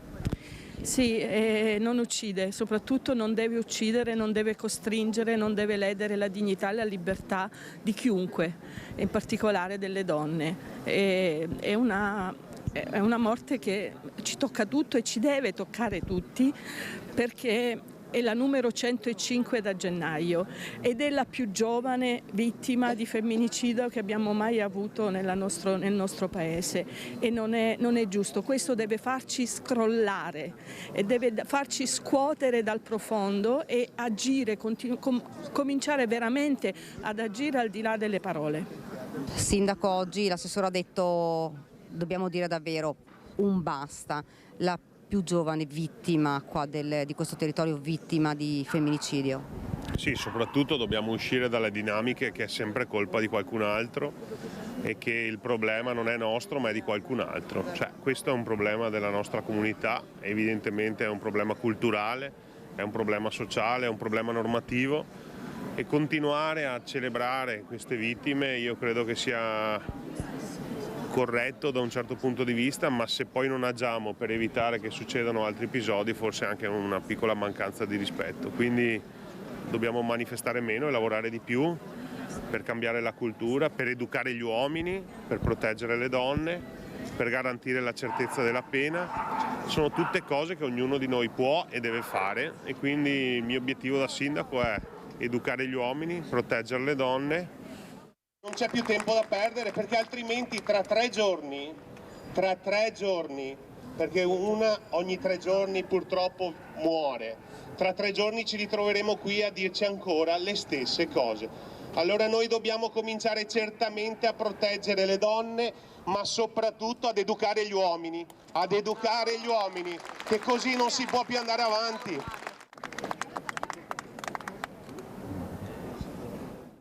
Allora, il flash mob, poi vedremo anche il flash mob di Belluno. Assessore, c'era anche lei ovviamente questa mattina in Piazza dei Signori, la più giovane vittima di femminicidio. Intanto sappiamo che il governatore Zaia ha già predisposto che nel giorno dei funerali di Giulia Cecchettin, quando saranno ufficiati, sarà lutto regionale, e chiede un po' a tutti di ai presenti di portare qualcosa di rosso, ma anche a tutti i comuni di organizzare delle iniziative proprio quel giorno. Il comune di Treviso ci sta già pensando? Sì, è un mese particolare tra l'altro questo per tutte le istituzioni, perché il mese di novembre è il mese che da sempre ci vede molto impegnati, non è l'unico mese, ma è il mese che ci vede più impegnati sul fronte proprio della diffusione, dell'informazione, del coinvolgimento del pubblico sul tema della violenza di genere e della violenza contro le donne. Quindi in qualche modo questo episodio ci sconvolge maggiormente, ci vedrà pronti, attenti e presenti, come ci ha visto presenti questa mattina. Erano tante le istituzioni presenti, non c'era solo la Giunta, il Consiglio Comunale, c'erano tante colleghe assessore presenti in piazza, tanti colleghi, ho visto consiglieri comunali, ho visto tante donne dipendenti del comune, ma tante associazioni della rete femminile con cui lavoriamo. Quindi ci saremo, è un mese che per noi è sempre stato un mese importante di formazione e di informazione. Certo è un mese che alla fronte di questo ennesimo episodio ci interroga ancora di più, perché essere uomini e delle istituzioni ci vede coinvolti in doppia veste, nella veste privata. Io sono madre di una bimba e di un bimbo, quindi non si può rimanere, come dire, non solo non si resta indifferenti, si ragiona su come poter agire nella quotidianità di genitore, nella crescita dei propri figli con i messaggi giusti e anche con quello che è stato detto oggi in maniera molto chiara.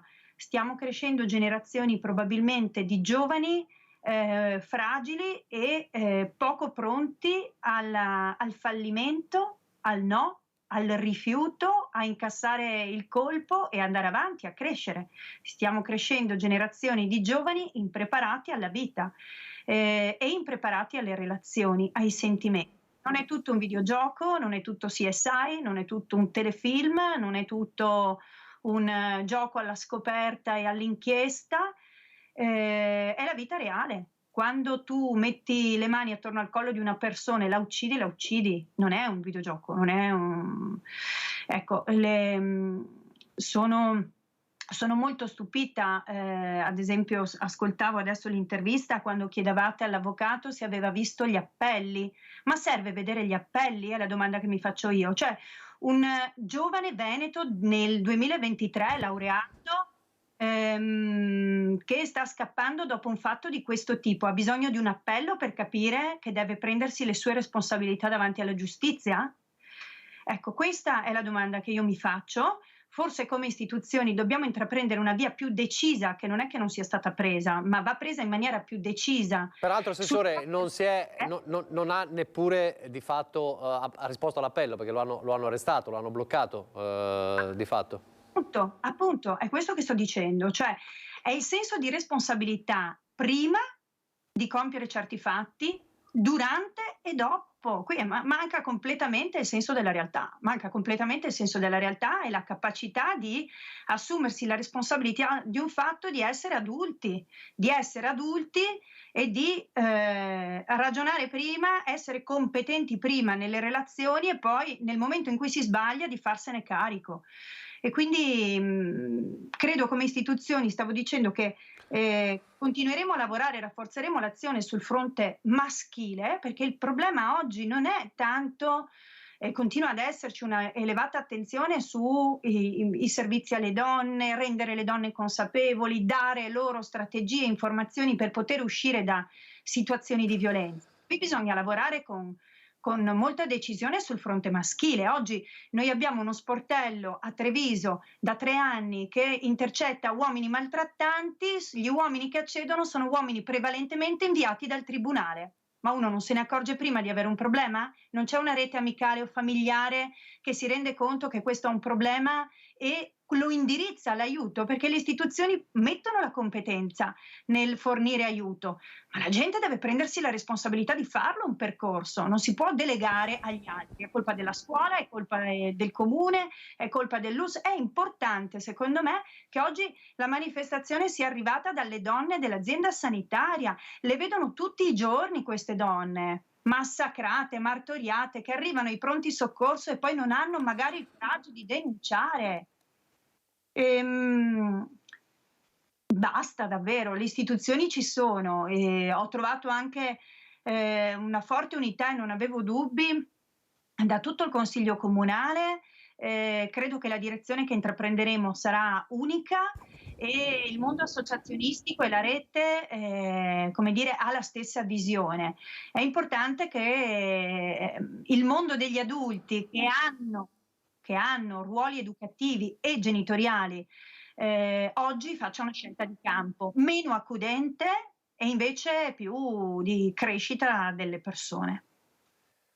Allora, Assessore, intanto leggo due ANSE, ribadisce Tajani le 48 ore, grazie alla collaborazione tra le nostre forze dell'ordine e quelle tedesche è stato arrestato questo giovane, credo che entro 48 ore sarà in Italia per essere processato, ma non basta il processo, non bastano le leggi, serve veramente cominciare a educare i nostri giovani, fin da quando sono piccolissimi, a rispettare le donne, le loro sorelle, mamme, compagni di scuola, così si cambia, ha detto Tajani, che ha anche aggiunto: ho deciso di dedicare a Giulia una serie di borse di studio agli studenti stranieri che vengono a studiare in Italia e sognano quello che sognava Giulia, e quindi c'è anche questo elemento. Allora, Assessore, ieri con il sociologo Vittorio Filippi si diceva, lei giustamente ha citato gli sportelli donna, ma bisogna fare un lavoro sugli uomini.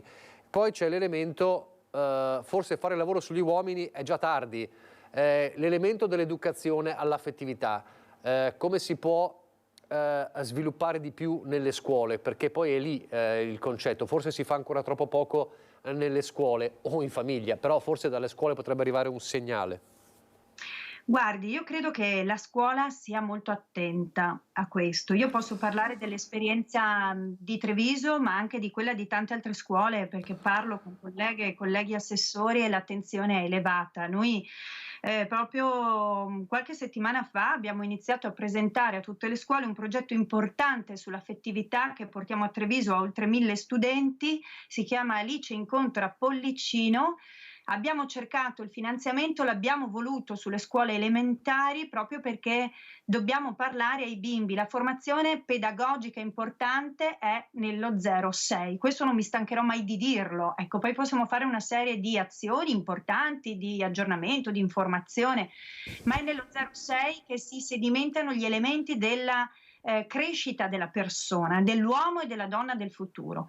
Devo dire, lo dico molto serenamente, nel momento in cui abbiamo presentato in uno di questi istituti comprensivi, in una serata, in un webinar, quindi anche molto comodo, il progetto giustamente ai genitori, perché parliamo a bimbi piccoli, parliamo ai loro ragazzi, c'erano 12 genitori presenti su tantissime classi. Io ho ammirato questi genitori, però è importante in questo caso che facciamo rete, non che deleghiamo alle altre istituzioni. La scuola non può sostituirsi ai genitori, non possiamo lavorare 6 ore a scuola o 8 ore se anche facciamo i tempi pieni e dopo le altre ore i ragazzi sono nell'ambiente domestico e se no sono abbandonati a loro stessi nel territorio. Non è neanche questo il caso, perché noi spesso ci concentriamo su uomini che hanno vissuti di violenza, su uomini che hanno vissuti di abusi, di sostanze alcoliche, di sostanze stupefacenti e quindi che agiscono violenza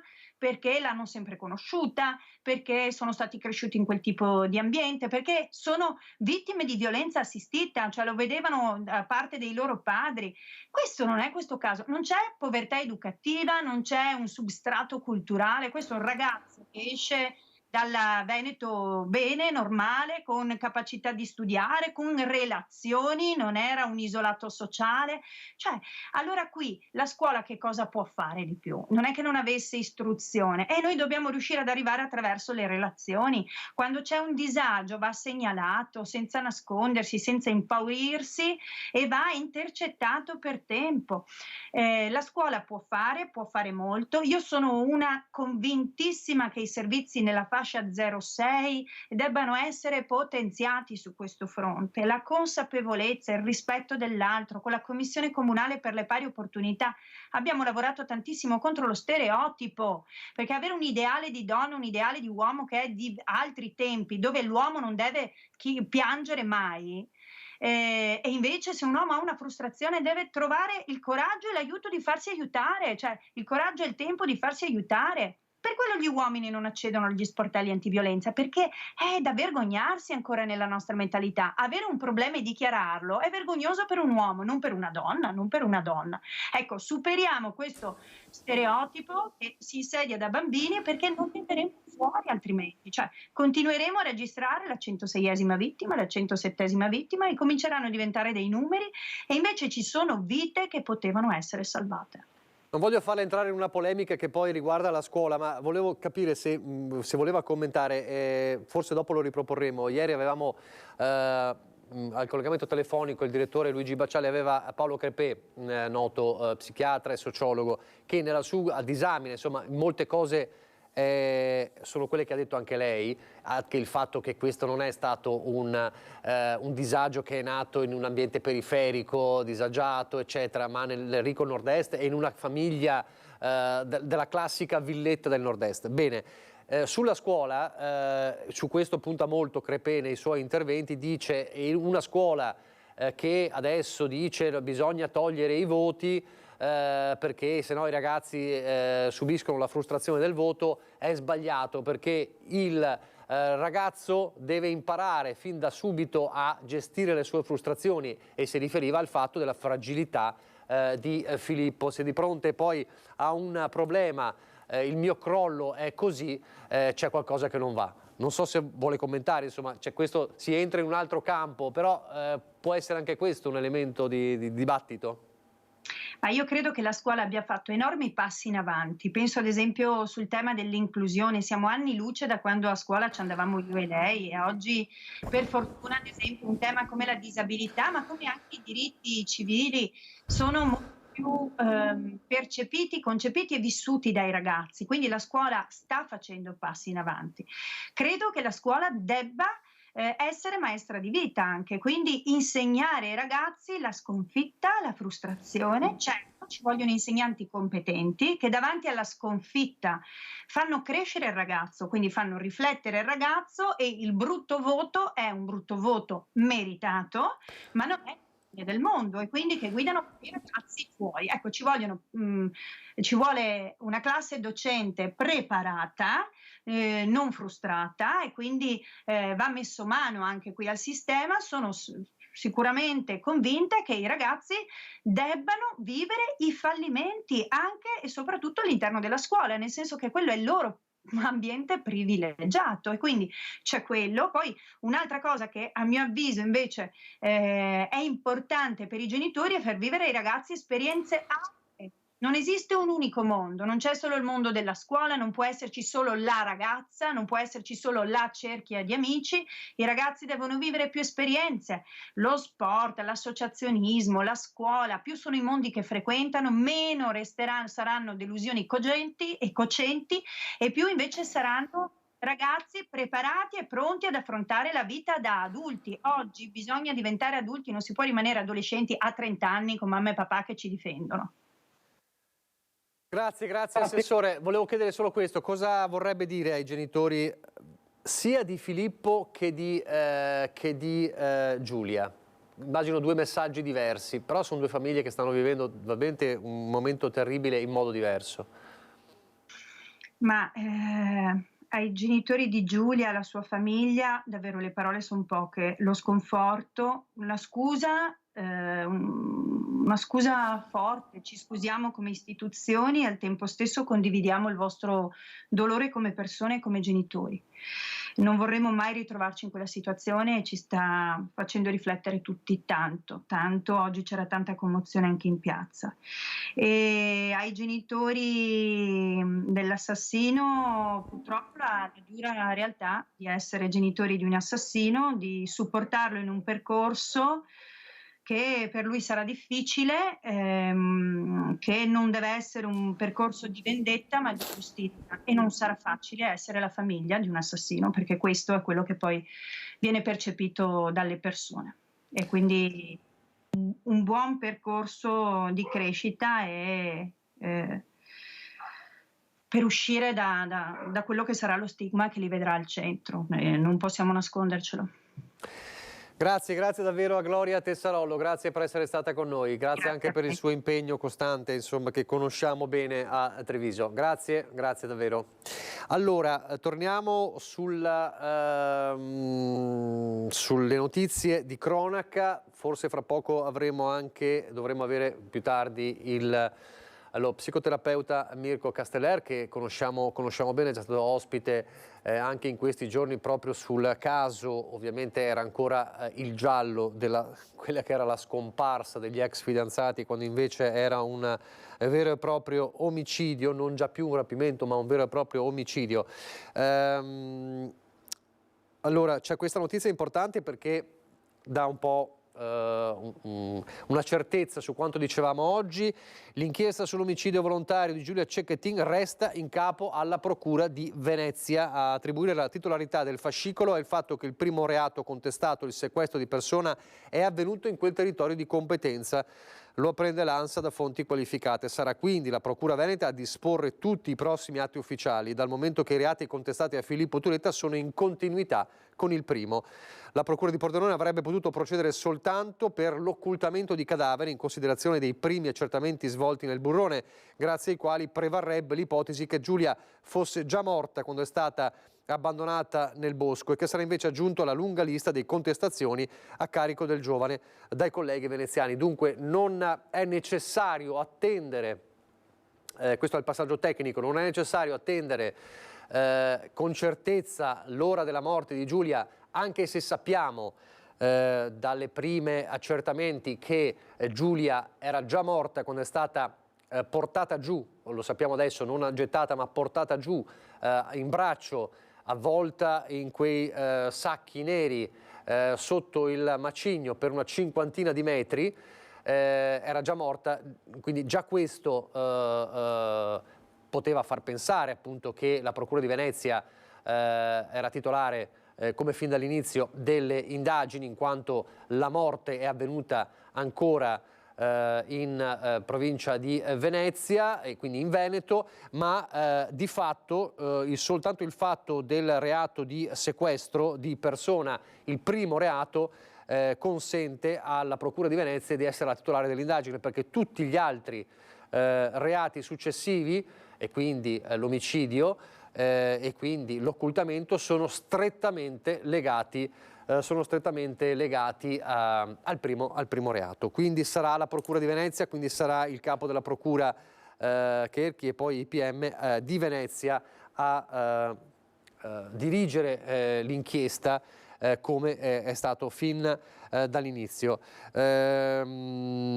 Nordio, l'abbiamo sentito, poi lo faremo rivedere, l'abbiamo interrotto perché c'era l'avvocato compagno in diretta che parlava. I tempi di estradizione di Filippo Turetta in questi casi sono rapidi, lo ha detto come lo ha detto il ministro Tajani da Taormina. Allora andiamo, prima di ricollegarci con Valentina Visentin, perché Valentina Visentin è in attesa di sentire dall'avvocato compagno cosa sarà emerso, cosa è emerso dal colloquio con i genitori di Filippo. Facciamo rivedere anche il flash mob, visto che eravamo in tema di flash mob. Abbiamo visto Treviso, le parole forti anche del sindaco Mario Conte.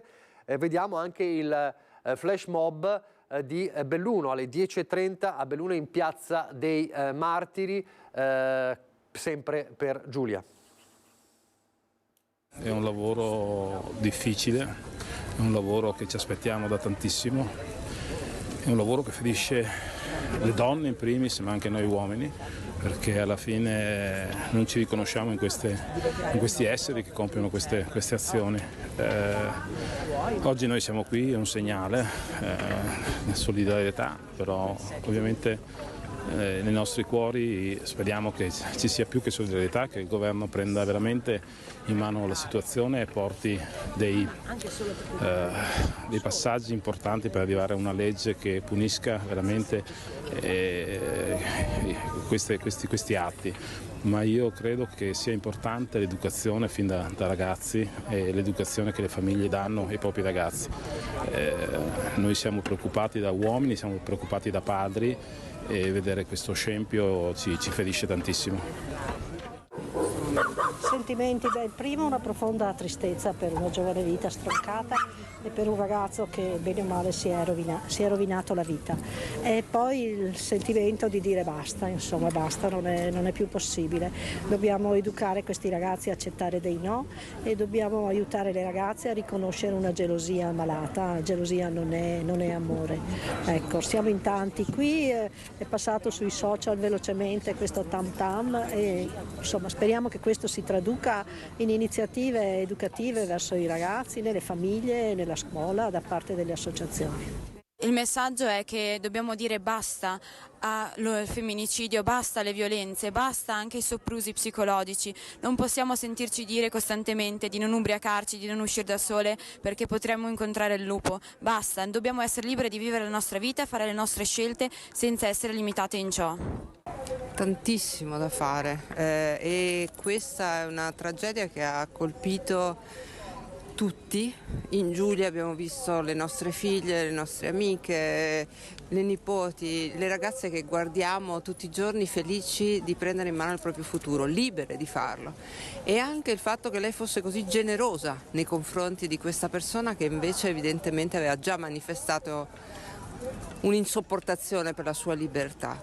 Siamo qui perché abbiamo capito finalmente, e credo una volta per tutte, che bisogna partire dall'educazione, bisogna partire dai nostri figli, dalle scuole elementari. Speriamo che il governo approvi veramente immediatamente questa legge che includa l'educazione sentimentale nelle scuole da subito, perché non bastano più i centri antiviolenza per i quali dobbiamo batterci, però non bastano più le questioni emergenziali a dopo la violenza, a dopo gli omicidi.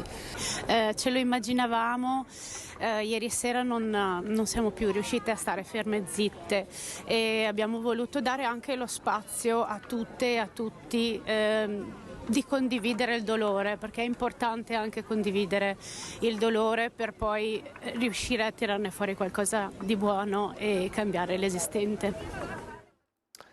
Allora, facciamo così, prima di ricollegarci con i nostri inviati, la pubblicità, l'ultimo break pubblicitario, poi vediamo anche le previsioni del tempo con il meteo e poi direttamente sentiremo le parole del parroco di Torreglia raccolte dalla nostra Valentina Visentin subito dopo la messa e poi di nuovo in diretta.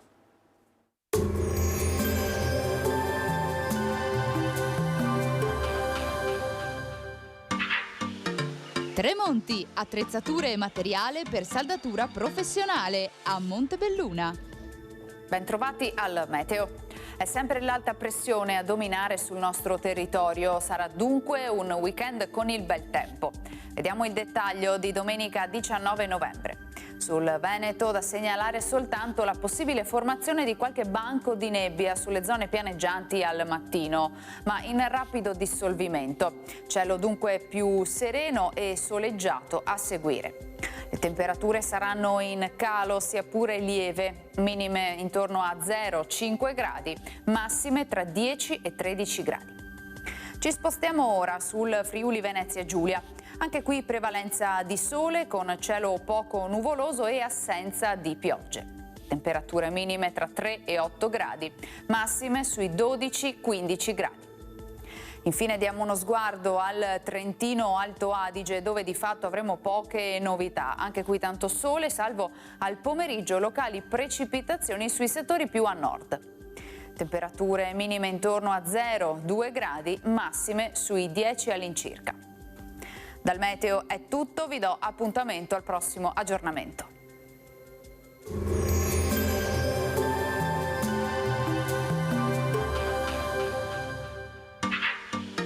Tremonti, attrezzature e materiale per saldatura professionale a Montebelluna.